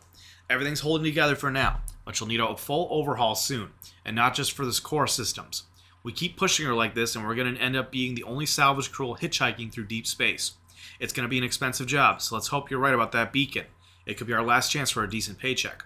Anyway, I had to reset the door key code afterwards. The new one is 4510, Lewis. Ah, it's good. Romulus was repeatedly called unoriginal. Really? Unoriginal? I liked Romulus. I think it was such a fresh, like a change of pace for the series, because, you know, with the original first 3 Aliens, we had, or technically 4 actually, we had the repetition of Ripley's story. I think as an overarching story, Aliens 1, 2, and 3 was a very good hero's journey for Ripley. And it ended really nicely at the end where she's like, no, I can finally be done. Like, I've been through hell. Like, there's no life worth living anymore, and I want to be done with this life. So at her, like, reaching the end of her story in the third one, I felt was a really good end for a 3-part series. I felt like the fourth one undid that because they brought in the clone of Ripley, and they had this expectation of like, oh, it's Ripley, you know, everyone's gonna love her again. It's like, no, we all know that's not Ripley. That's not the same Ripley that went through the nightmare of the first Alien and then the secondary nightmare of the second one. I've only seen Alien 1, 2, and Prometheus. Robin, I'm going to be perfectly honest. I think, if you want to really, like, give Alien a chance, I say wholeheartedly look up a list of Alien in order to be, like, to determine, like, the continuity of the series, and just watch each one. Because each one has its own, like, individual story, and that's where a lot of people come in and complain about it, because they're just like, the individual story is like, doesn't make sense, or it's boring, or it's just so like ridiculous that it's like pointless. But if you look at the story as a continuous, it's like narrative of what the xenomorph themselves are experiencing with these human colonists constantly showing up and like messing with them and dragging them further and further across space, it's a lot more interesting, in my opinion. I'm not sure I have that in me. You don't have to watch them all in one day. Like, have it be date day, you know? Like, sit down and be like, all right, we're going to watch Alien 1. And then, like, next week, you watch Alien 2. And then that next week after that. That's what me and Augusta did. Like, that's how I get her to binge watch series with me, is we have, like, date day be like, okay, we're watching this series. Right, babe? I don't know if she can hear me. But yeah, I liked Alien Romulus because the characters that we got put in with... No, what I meant is that remaining movies don't look very good. I understand. I am not going to try to act like they are perfect films. But I think they, as a whole series, they are better than people are giving them credit for.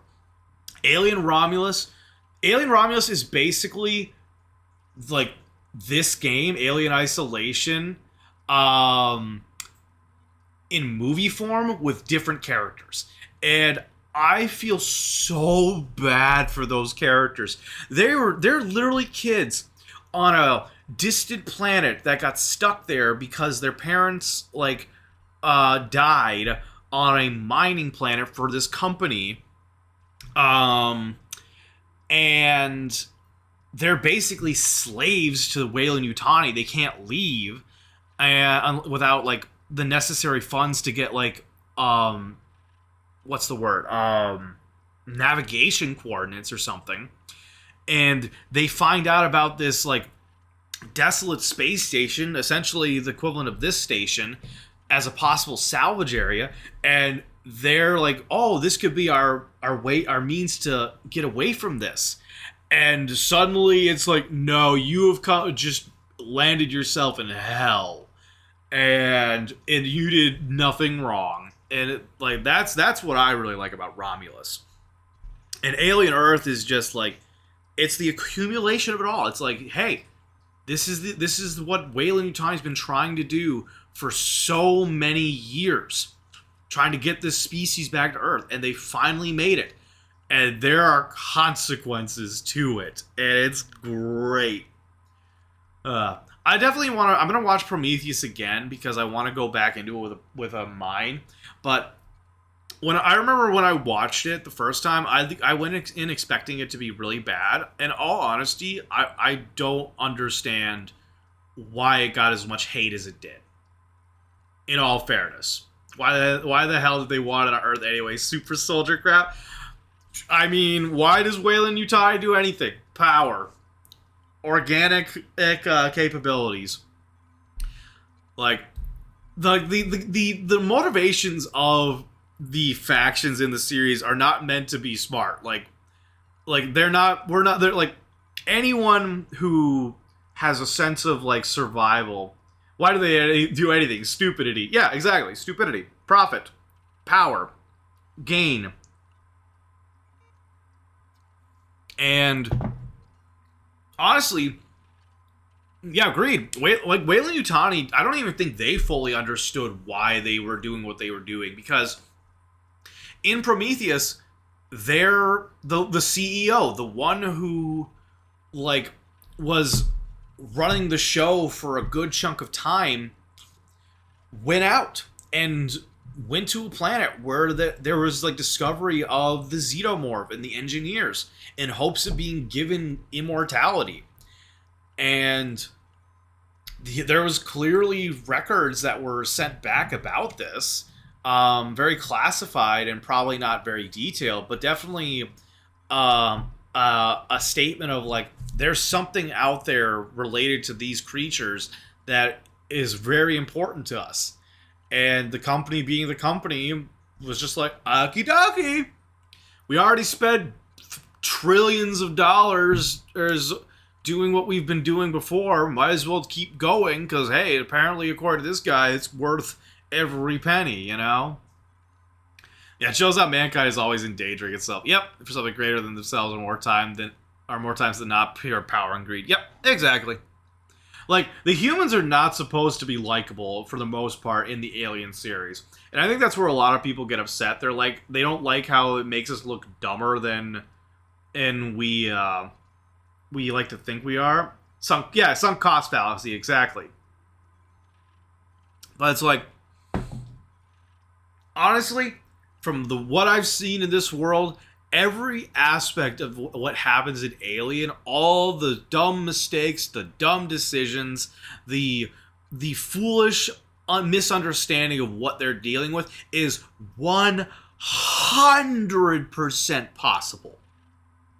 Like, anyone that looks at any movie or show or whatever and that says full confidence that something could never happen based upon decisions made by a person really is giving humanity too much fucking credit.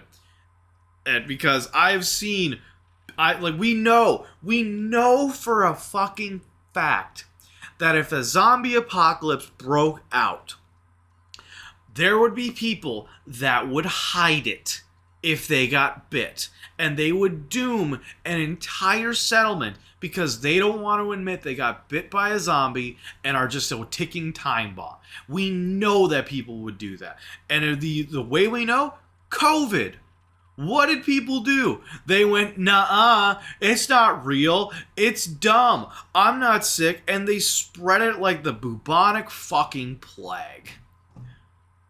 If the zombie apocalypse breaks out, I don't care who you fucking are. If we have a settlement and we're like, there's strangers coming in. You're stripping down full ass nude, and you are getting checked like tip to toe for any signs of infection.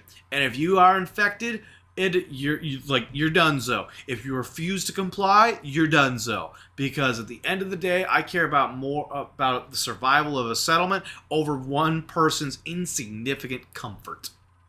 Anyway, let's see. I feel like Prometheus pushes the stupidity too far, and that it shows trained specialists completely ignoring the most basic of protocols for no reason.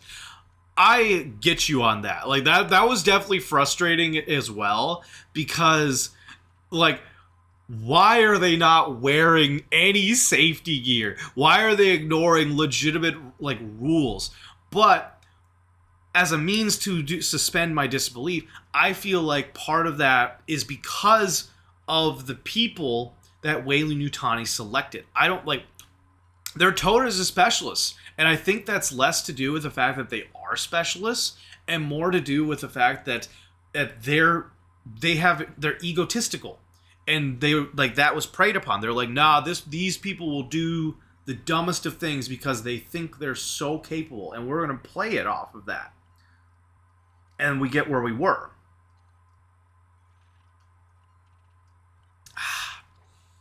But as it being frustrating, yeah, I like it's okay to be frustrated with characters. Let's see. Also, we have seen what humans are capable of. We have history for that in real life events. I used to think horror was full of shit, but seeing things nowadays, maybe not so. I also sometimes liked when things are absurd in movies. That way I can make fun of it. Yeah, exactly. It's like, there are so many horror movies where people are just like, that would never happen. And I'm just like, no, it would happen. 100% it would happen. Alright. We're outside Sevastopol. Marlowe and Foster woke up first. She looked terrible. Meeks and me are about to take a shuttle to the station. But well, this has got to break quarantine procedures, right? It's Marlowe's ship. She's Marlowe's wife. And things got heated. And Meeks got a bloody nose. So, I don't know. Maybe the doctors will give her the all clear and things can get to normal. But if they sniff it out when we get on board, I don't want any part of it. Marlowe doesn't pay nearly enough for that kind of noise. Let's see, but I get the frustration of Prometheus. They ignore all protocols. Made me roll my eyes, but if I remember right, that was her partner. I don't remember. It's been a little bit. Let's see, Route. I'm gonna go over a counterpoint. Although the human race is not stranger to stupidity, looking back to people who survived to build our current civilization are the ones who can actually cooperate. When disaster breaks out, some people panic and backstep, but more work together. I mean, you're not wrong. Like there is always the potential for good. Like, it's not to say that it's a default nature of ours, but honestly, the capacity for good is significantly smaller than the capacity for bad, because it's so easy to be bad. It takes a very strong individual to be good. That's why good leaders are so hard to find. So in a world of 8 billion people, a very small handful are probably going to do their best to try to save the world. And so it really comes down to a perspective of luck. It's like, am I lucky enough to be close to a person who does care and is trying to, like, pull us out of the brink of disaster?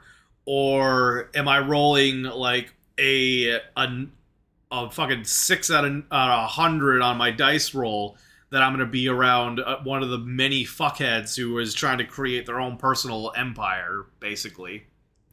Let's see. I think this is why I tend to watch horror movies from other cultures, because they do it so much better than Americans. They just get to spare, but also understand community and family, and they make less stupid decisions. Truth! For me, what really makes or breaks a show or a series or anything is the world. It's like, am I interested in the overall machinations of the world, or is the only focus on the one character or a set of characters that you're trying so desperately to make me like? And if so, if it's the latter, then I'm probably not going to be interested. It's why I still like Star Wars. I understand when people's beef with it. I understand people's disdain for Anakin, for Luke, for Rey on my part. And how they're very, like, plot protected characters. Where in the case of, Anakin, like, especially within, like, the movies before, or that were made after 4, 5, and 6, like, obviously Anakin has to survive. Oh wow, I'm actually surprised I got that. So it's like, he got a little more plot armor than he probably should have in 1, 2, and 3. But what I like is the world of Star Wars. I love the clones. I love the Mandalorians. I like the Tusken Raiders. All the different planets, all the different cultures, the large scale functions of the world. In case you're hearing me, that's what fascinates me. Power systems back online. Doors should be open. Hopefully some light. Still no sign of Marlo. Yeah, we'll find out. I actually kind of figure that humans are often more likely to cheat and backstab when they think everything is okay, and their actions won't get other people killed. Marlo? Where are Yeah. you, Marlo? Thanks for switching the power back on. You saved me a job. I only needed it offline temporarily. I had some things to fix. Sorry, I was listening to the dialogue.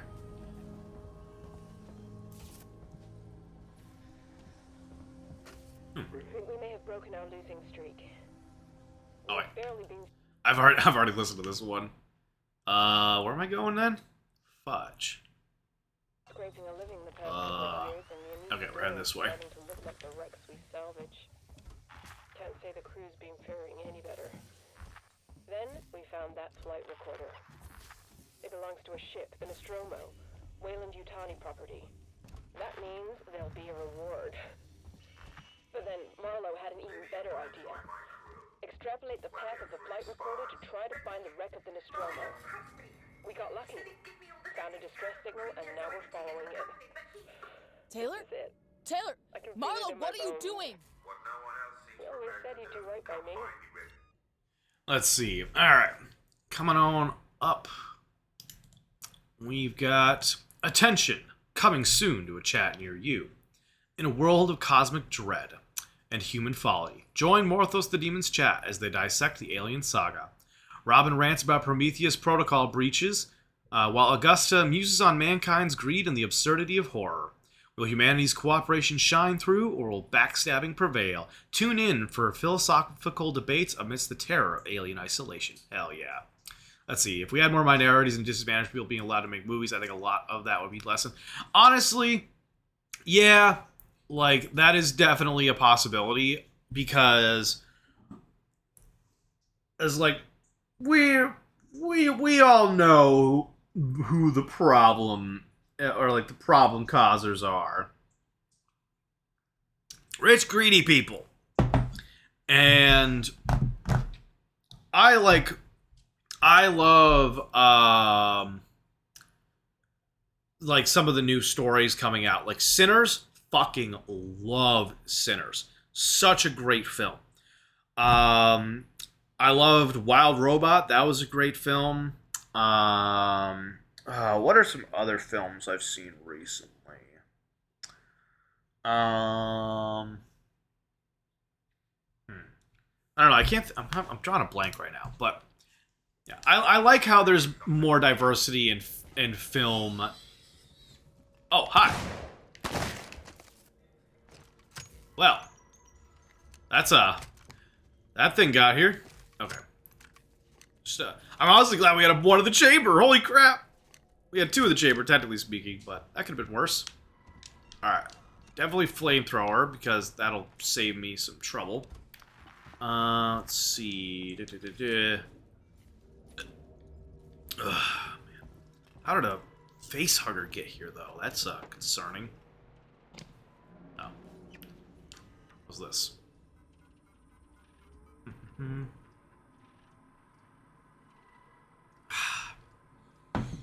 Whatever it was that attached itself to Foster is dead. I found it on the floor by her bed, all curled up like a spider. Foster said she felt fine, but I insisted on putting her into hypersleep. That thing must have done something to her, but maybe I can slow the process. Sevastopol is the nearest station, so I'm going to get her checked out. Quarantine will be a problem, but I figure the Nostromo flight record may be a ticket in, whatever we have to do. Let's see. Anisadora, this is Marshal Waits of Sevastopol. Officially, I should deny your request to dock. Sevastopol is currently being decommissioned, and I can't compromise security for unscheduled vessels. However, in the light of the property you found, I will allow a small number of your crew to dock via a short-range shuttle. I must remind you that Sevastopol is entitled to a cut of any reward for return of said property once it's on station. Let me know your decision. Waits out. Once again, like, I'm willing to bend the rules for a cut of the pie. Alright, Augusta, agreed. Indie films are where it is at right now, but yes, Jordan Peele has some good ones, and that is because he uses his experience with white supremacy and the horrors of living under that. But yes, totally agree. I also find body horror written by the trans community to be superior to others I've read or by someone marginalized because they have experienced horror in their life. It's sad people have to live it, but a great art comes from trying times. True. The greatest art is made through pain. Though there should be a definite understanding that people should not be forced into pain just because you want them to make great art.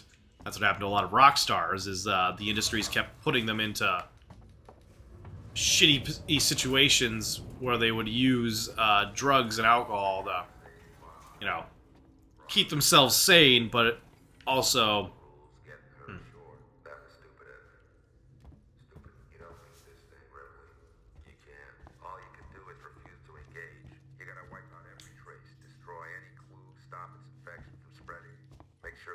chance of the human race ever making contact with it again. Because the moment it makes contact, it's won. The company's never gonna know what happened here. Nobody is. I won't allow it. In all honesty, Marlowe is 100% right here. Let's see, I'm a fan of horror comedies, recognize how ridiculous people are, and is a humbling practice that pairs well with portraying helplessness. Horror comedies were like the first step for me getting into, like, horror films, because I'm a big old bubble blowing baby. Oops, damn it, I did move it. That's rude. But now I'm more willing to watch certain horror films. But it really comes down to story. I don't like just cheap jump scare films. What the hell is going on? Okay, that's that. But yeah, I'm honestly, like, in all fairness, I am 100% with Marlowe on this. Like, if I had a choice to choose, this would be the better option. Why do I hear, I just hear water dripping and it makes me nervous. Okay, gotta save, yay! Dunk, dunk, ding! Where did that face hugger come from? Like, that's concerning.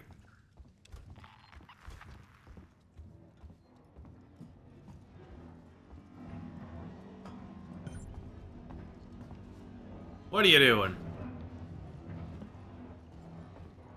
What do we got?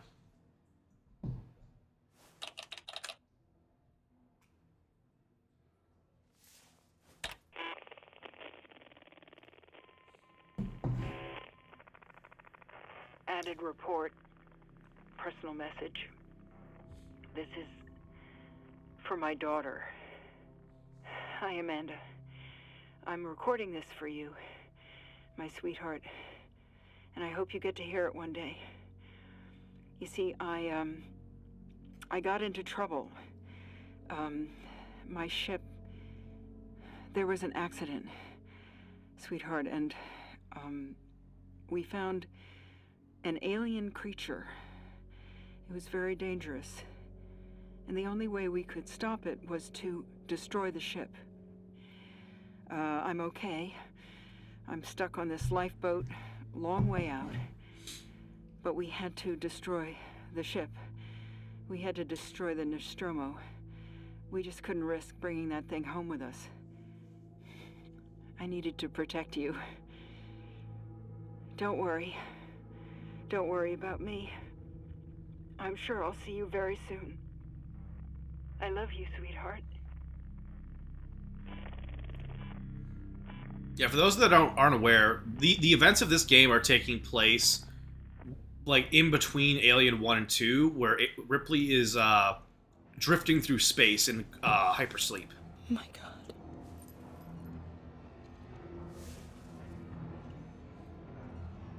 It's okay. It's okay, Ripley 2.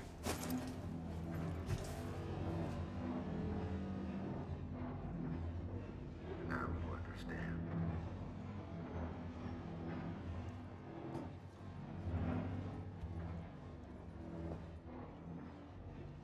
Overload the fusion reactor. That'll turn the reactor into a goddamn nuke. You'll destroy the ship and the station. It'll annihilate every trace of that creature. Ripley, it's the only way. I can't let it live. And I'm not letting the company have it, or they'll just start the whole thing over again.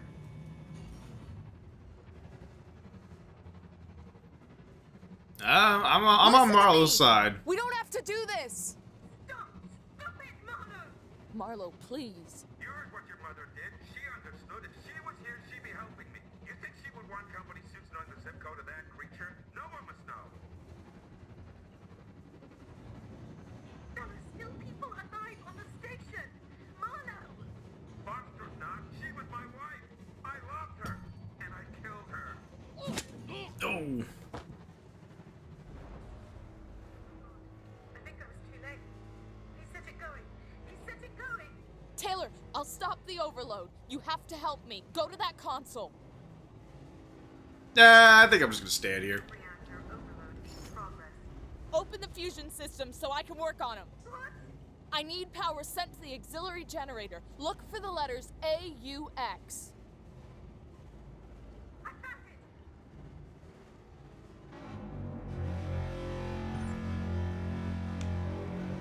Do do do do do do. Ba da da ba da da da. Ah, here we go. I just take my time, you know. I'm trying. I'm doing my best.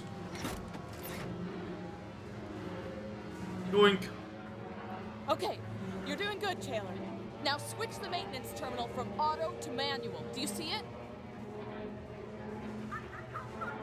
It'll be there, Taylor. Trust me. That's it. Where is it? There it is. Okay. You know that they say you go out confidently. Fudge! Oh, that's not good. Okay, well we gotta be a little bit faster. What the hell, man? I don't know why I'm having a hard time with that one. Doink. Fudge. Man. Ah! Oh well. Honestly, I think this is the better option. Like, I know the end of this game. I've watched Soviet Wobble play through this game multiple times. But like, in all honesty, this was what should have, like, this is what should have happened. You're doing good, Taylor. Now switch the maintenance terminal from auto to manual. Do you see it? It'll be there, Taylor. Trust me. That's it. Alright, let's try this again. Okay, doink. Doink. Doink. Balls. There we go.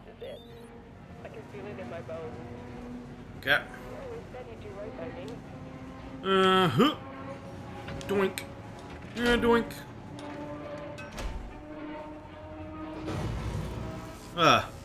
Lucky y'all. Y'all are lucky I could do that all in this one room. Oh God. You did it! Something's happening. I don't understand. Primary systems collapse. Total system-wide cascade failure. Oh, fuck! Marlo forced an overload. The ship's gonna tear itself apart. Warning. Critical collapse. Well, Taylor, sorry. See you later. Oh. Uh-oh.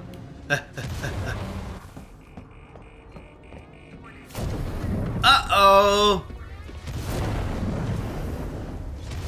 We don't need no water, let the motherfucker burn. Ah! Everything burns, everything's on fire! Running, running, running! Oh, balls! Ah! Lightning! Ah! Woo! My arms! Ow! Okay. I mean, seriously, wouldn't it have been better just to blow up? Instant death! Wouldn't have felt a thing!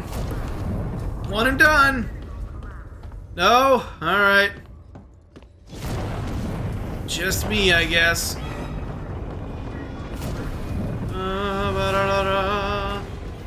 Oh yeah, we're going.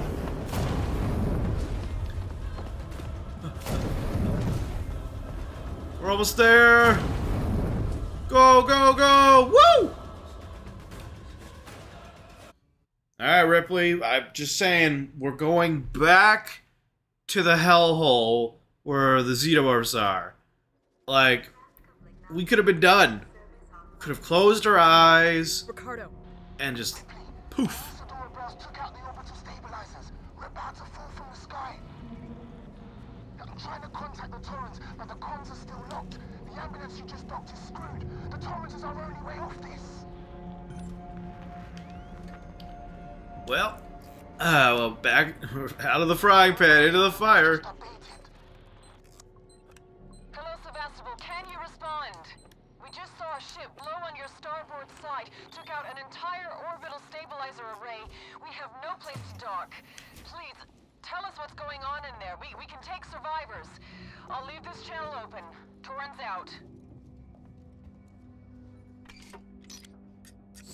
Yeah, like, another ship is coming. Like there's 100% chance that an alien specimen will get on. That'll be another ship that gets ripped to shreds by the Xenomorphs just living their lives. And it's just like, okay, how many more times are we gonna do this, you know? Whereas instead, if we had just let Ricardo blow up everything, it would have been done.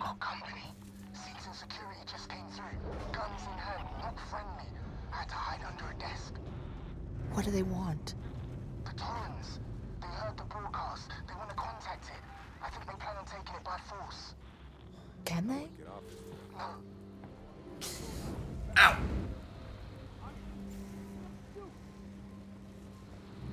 Well, we've been seen already. Let's see. Hereditary is a note for me. Watch it once, won't watch it again. There are movies that get to me, and that is one of them. It's always impressive when Augusta watches a movie they're like, never again. Oh, they're stuck with the dated technology, seen a boat or the ship better than a reboot or a quiet recon. Yeah. I will say that's kind of like another thing about Prometheus that was a little like odd, is it really like made things look more futuristic when it was like when it was still like prior to some of this stuff.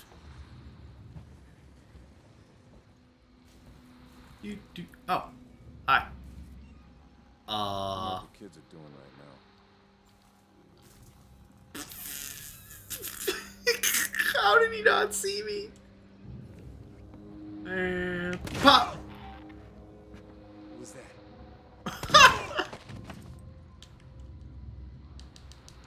Oh, that was funny. How did no one see that?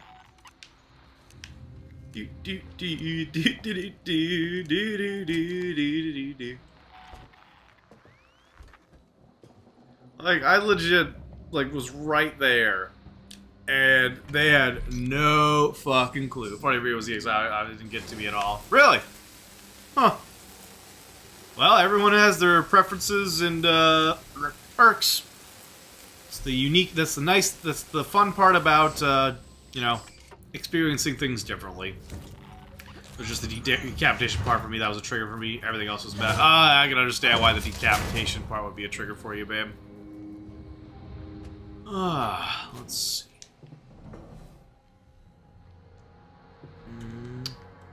Am I out of batteries?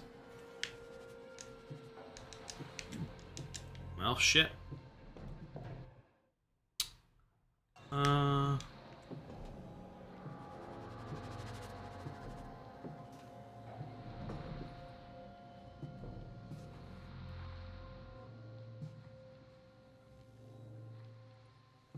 Is a xenomorph gonna show up?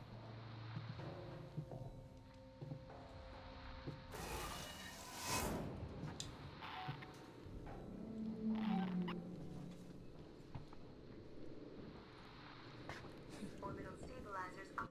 Okay. Let's see. Percent and falling. Is there anything over here of importance? I like how the security team, like, shows up and, like, there's no one... Or the xenomorph just does not care. It's just like, whatever. Certainly don't like the squick. Ugh. I don't even want to know. Doink. Doink. Boink. Got it. Whew. Shapes, man. Alright, what do we got? Folder corrupted, utility door access. Okay, I don't know if that gets me, but whatever.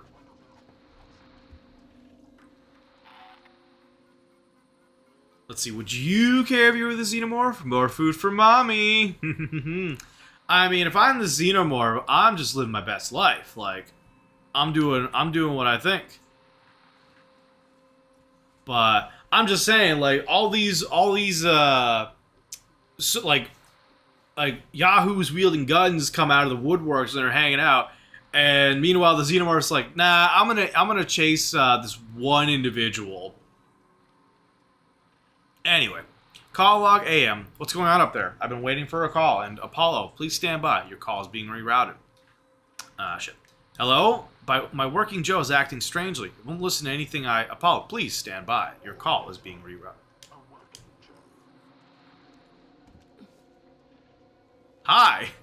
Where'd you come from?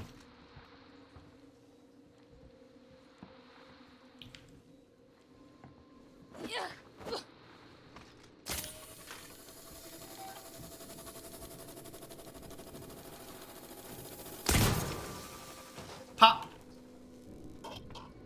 Pop, pop, watches heathens drop. Yeah, nice.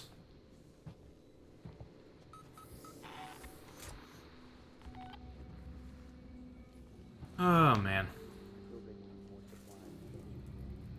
I may actually be almost as afraid of Working Joes as the Xenomorph. I know, right? I'm honestly more scared of the Working Joes, because they appear out of nowhere. They're just like, I am going to murder you.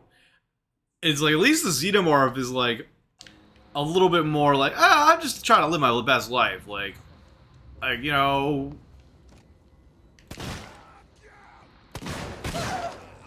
Ow! I just got shot in the face. Thunk. Ow.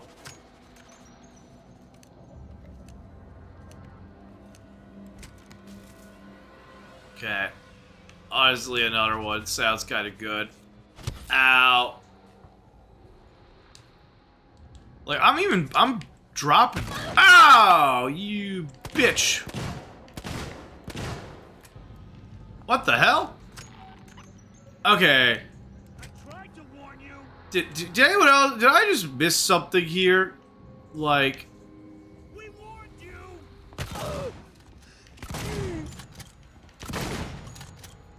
Like. I put multiple shots in that guy's head. Am I missing something here?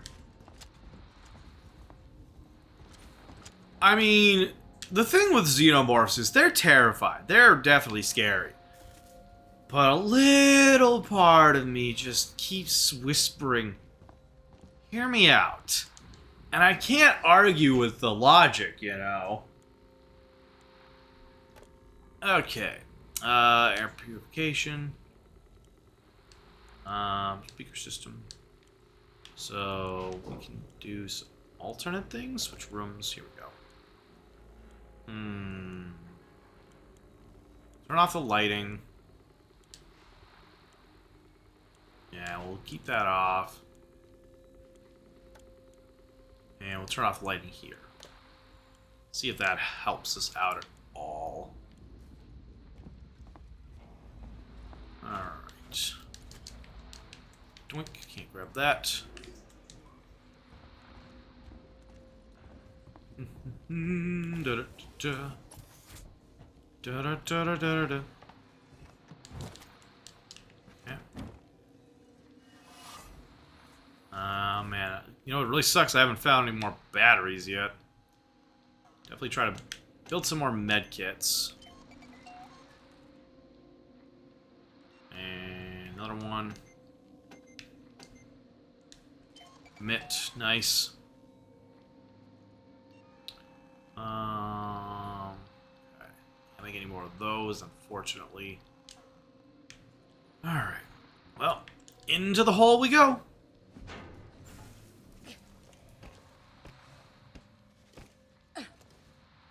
I have no lights whatsoever.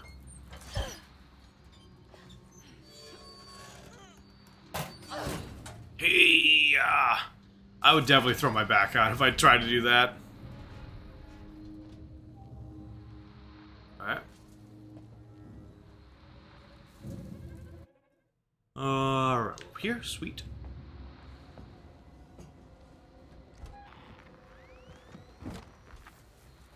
Oh. Alright.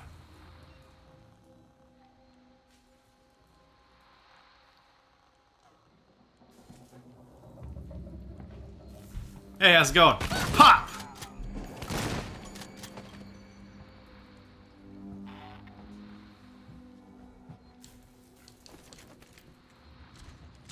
I find it funny that they are very unaware of me. Why? Huh? Why are these similar?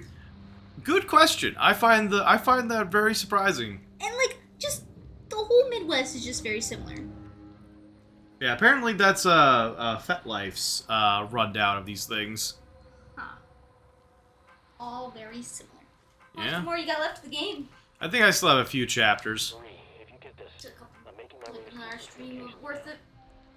I didn't wake you because I knew you'd try and stop me. Please understand, this is our best shot. Someone has got to reestablish communications. We need to make sure the officials back at home know what's going on here. Don't worry about me. I'll be back. Orbital stabilizers I'm not going to leave you in the clear. 60% and falling. But I've literally walked up on like 3 of these yahoos, and they have barely noticed me, and I've just put some rounds into their chests. But you know, Ripley's not a violent person. And there was those super classy high protocol states. Yeah, today that's what's on. Did you know that, about that? What? High protocol is a so it's like very bougie, like noble elite kind of kink, you know.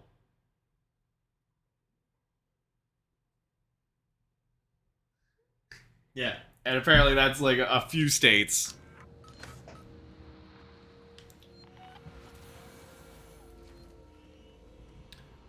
All right. What? So, I don't know, Robin. How would you just define high protocol? Class roleplay. Like a caste system, kind of. Class roleplay.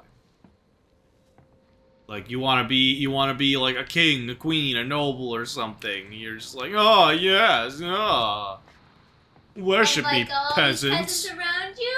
Okay. You guys got some. Let's see, Cardo. Cardo dead. Oh, there he is. You okay? Listen, Marlowe's permissions are still logged in this terminal. If we had the coordinates for the torrents, we could align the transmitter dishes manually, bypass Apollo completely. There's an observatory near the comms array, right? Yeah, you should be able to find the torrent's coordinates using that. I'll get the door for you. Thanks. Try to stay alive. Thank you.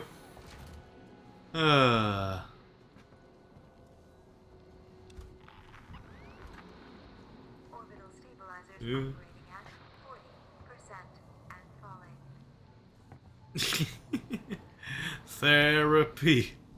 Therapy session.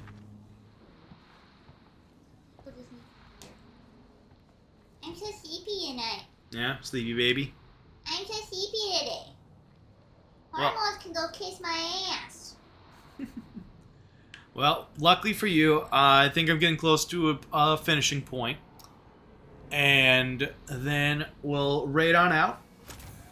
And go a snuggle and spend some time together. Sound good?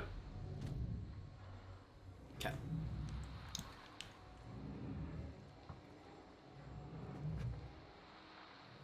The constant radio static is driving me nuts. Alright, a save point. Perfect.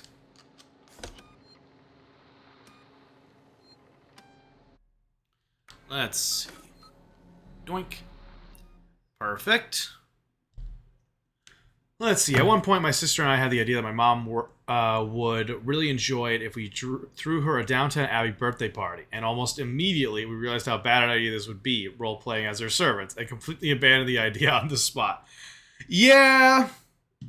You know, it's those moments where you're like, man, this would be fun to do. Like Bluey, you know, when they're playing butlers, like one of them's the queen and the other is the servant, and they're having a whole blast, just being fun and cute and all that.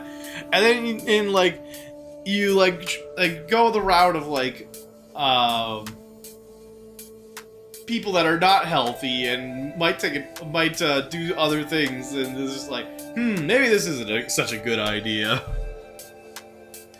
But, with that being said, it'd be fun for an hour at most. Yeah, exactly. It's just like I don't want to be doing this all night kind of shit. Let's see here. You know, as always, because I love to do it, and I don't care about doing it multiple times, I'm gonna raid a Chef Dan. Doink to doink.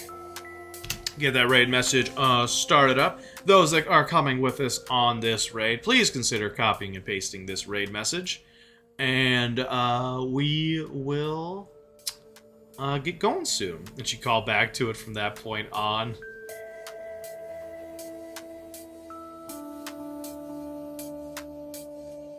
I'm a little confused. Thank you for streaming. Of course! Thank you for being here, Robin. I had a good time. As always, I enjoy your company and I enjoy chatting. I hope you had a good time yourself. We'll get this raid up and running. That doesn't sound like a fun time, Robin. That does not sound like a fun time.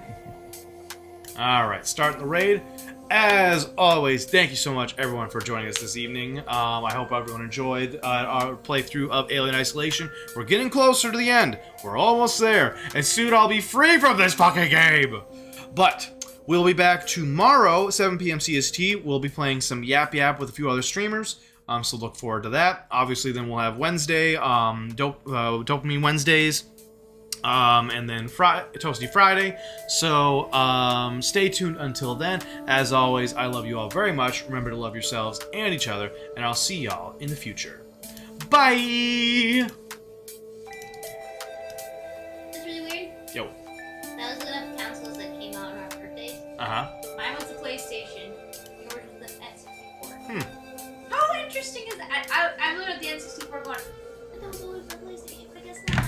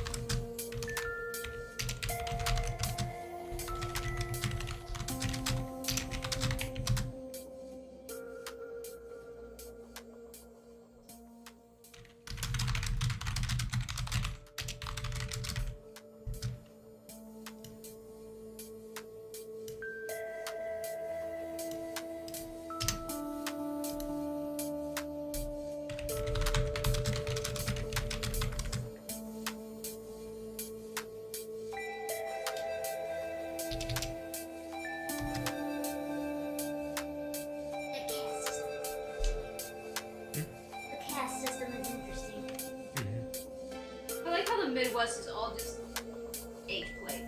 Yeah. Because diapers, sissy, that's all age play. Sissy is not age play. Yeah, sissy could be age play. Not particularly. Sissy is, think of it like... What is North Dakota? I can't read. CBT. What is CBT? I'm not sure. One Canito because I want that in my search history. CBT.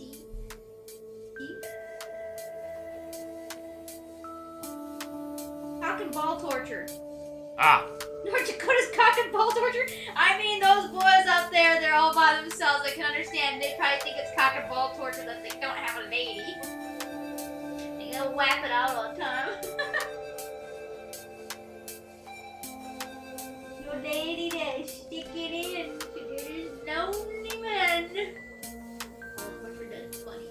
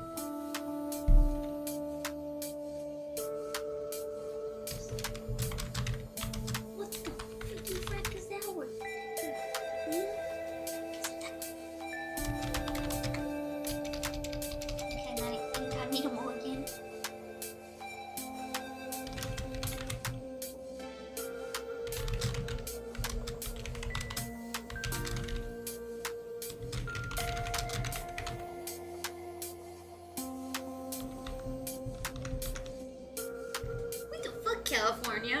What the fuck, California? What's wrong?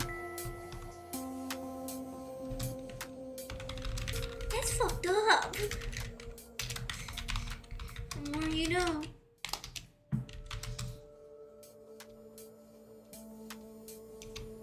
Clowns. It's piggy play. You know what piggy play is? What pig? Piggy. Piggy play? I'm letting you because you know all this shit. Piggy play. That's what it says. Piggy play.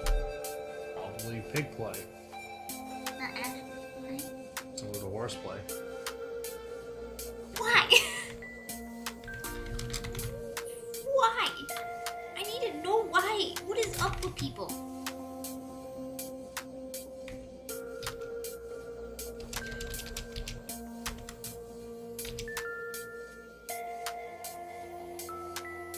Oh.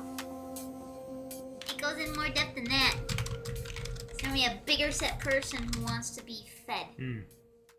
So it's just literally feeders getting a kink for fat people. Ugh. I don't like this. I don't like this. This just looks bad for humanity. Everyone we just looked at, I'm like, wow. Y'all just want to shit on other people. Hey, if it was chocolate.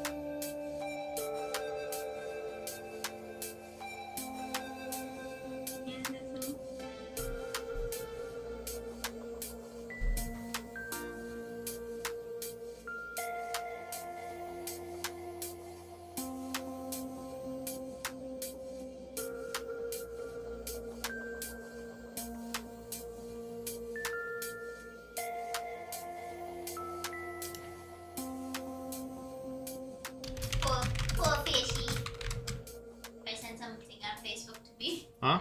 Try to send something through Facebook to me, and I'm like, I don't have social media anymore besides Discord and YouTube. Sorry, I just need my mental health to be in check.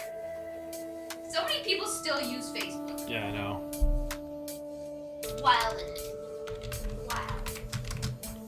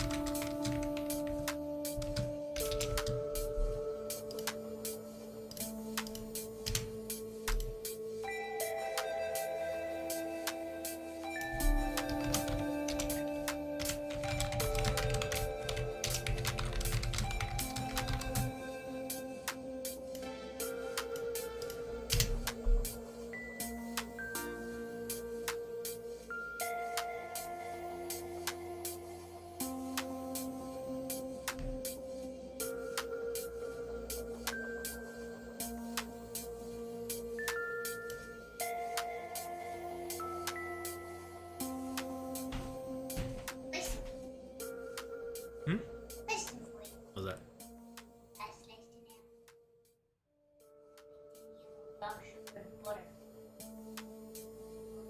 Sure, I give it a shot. Brown sugar, butter, and cinnamon. Sure. I've never had that before, but It's dessert earlier. yeah. She's feeling something sweet but not too sweet.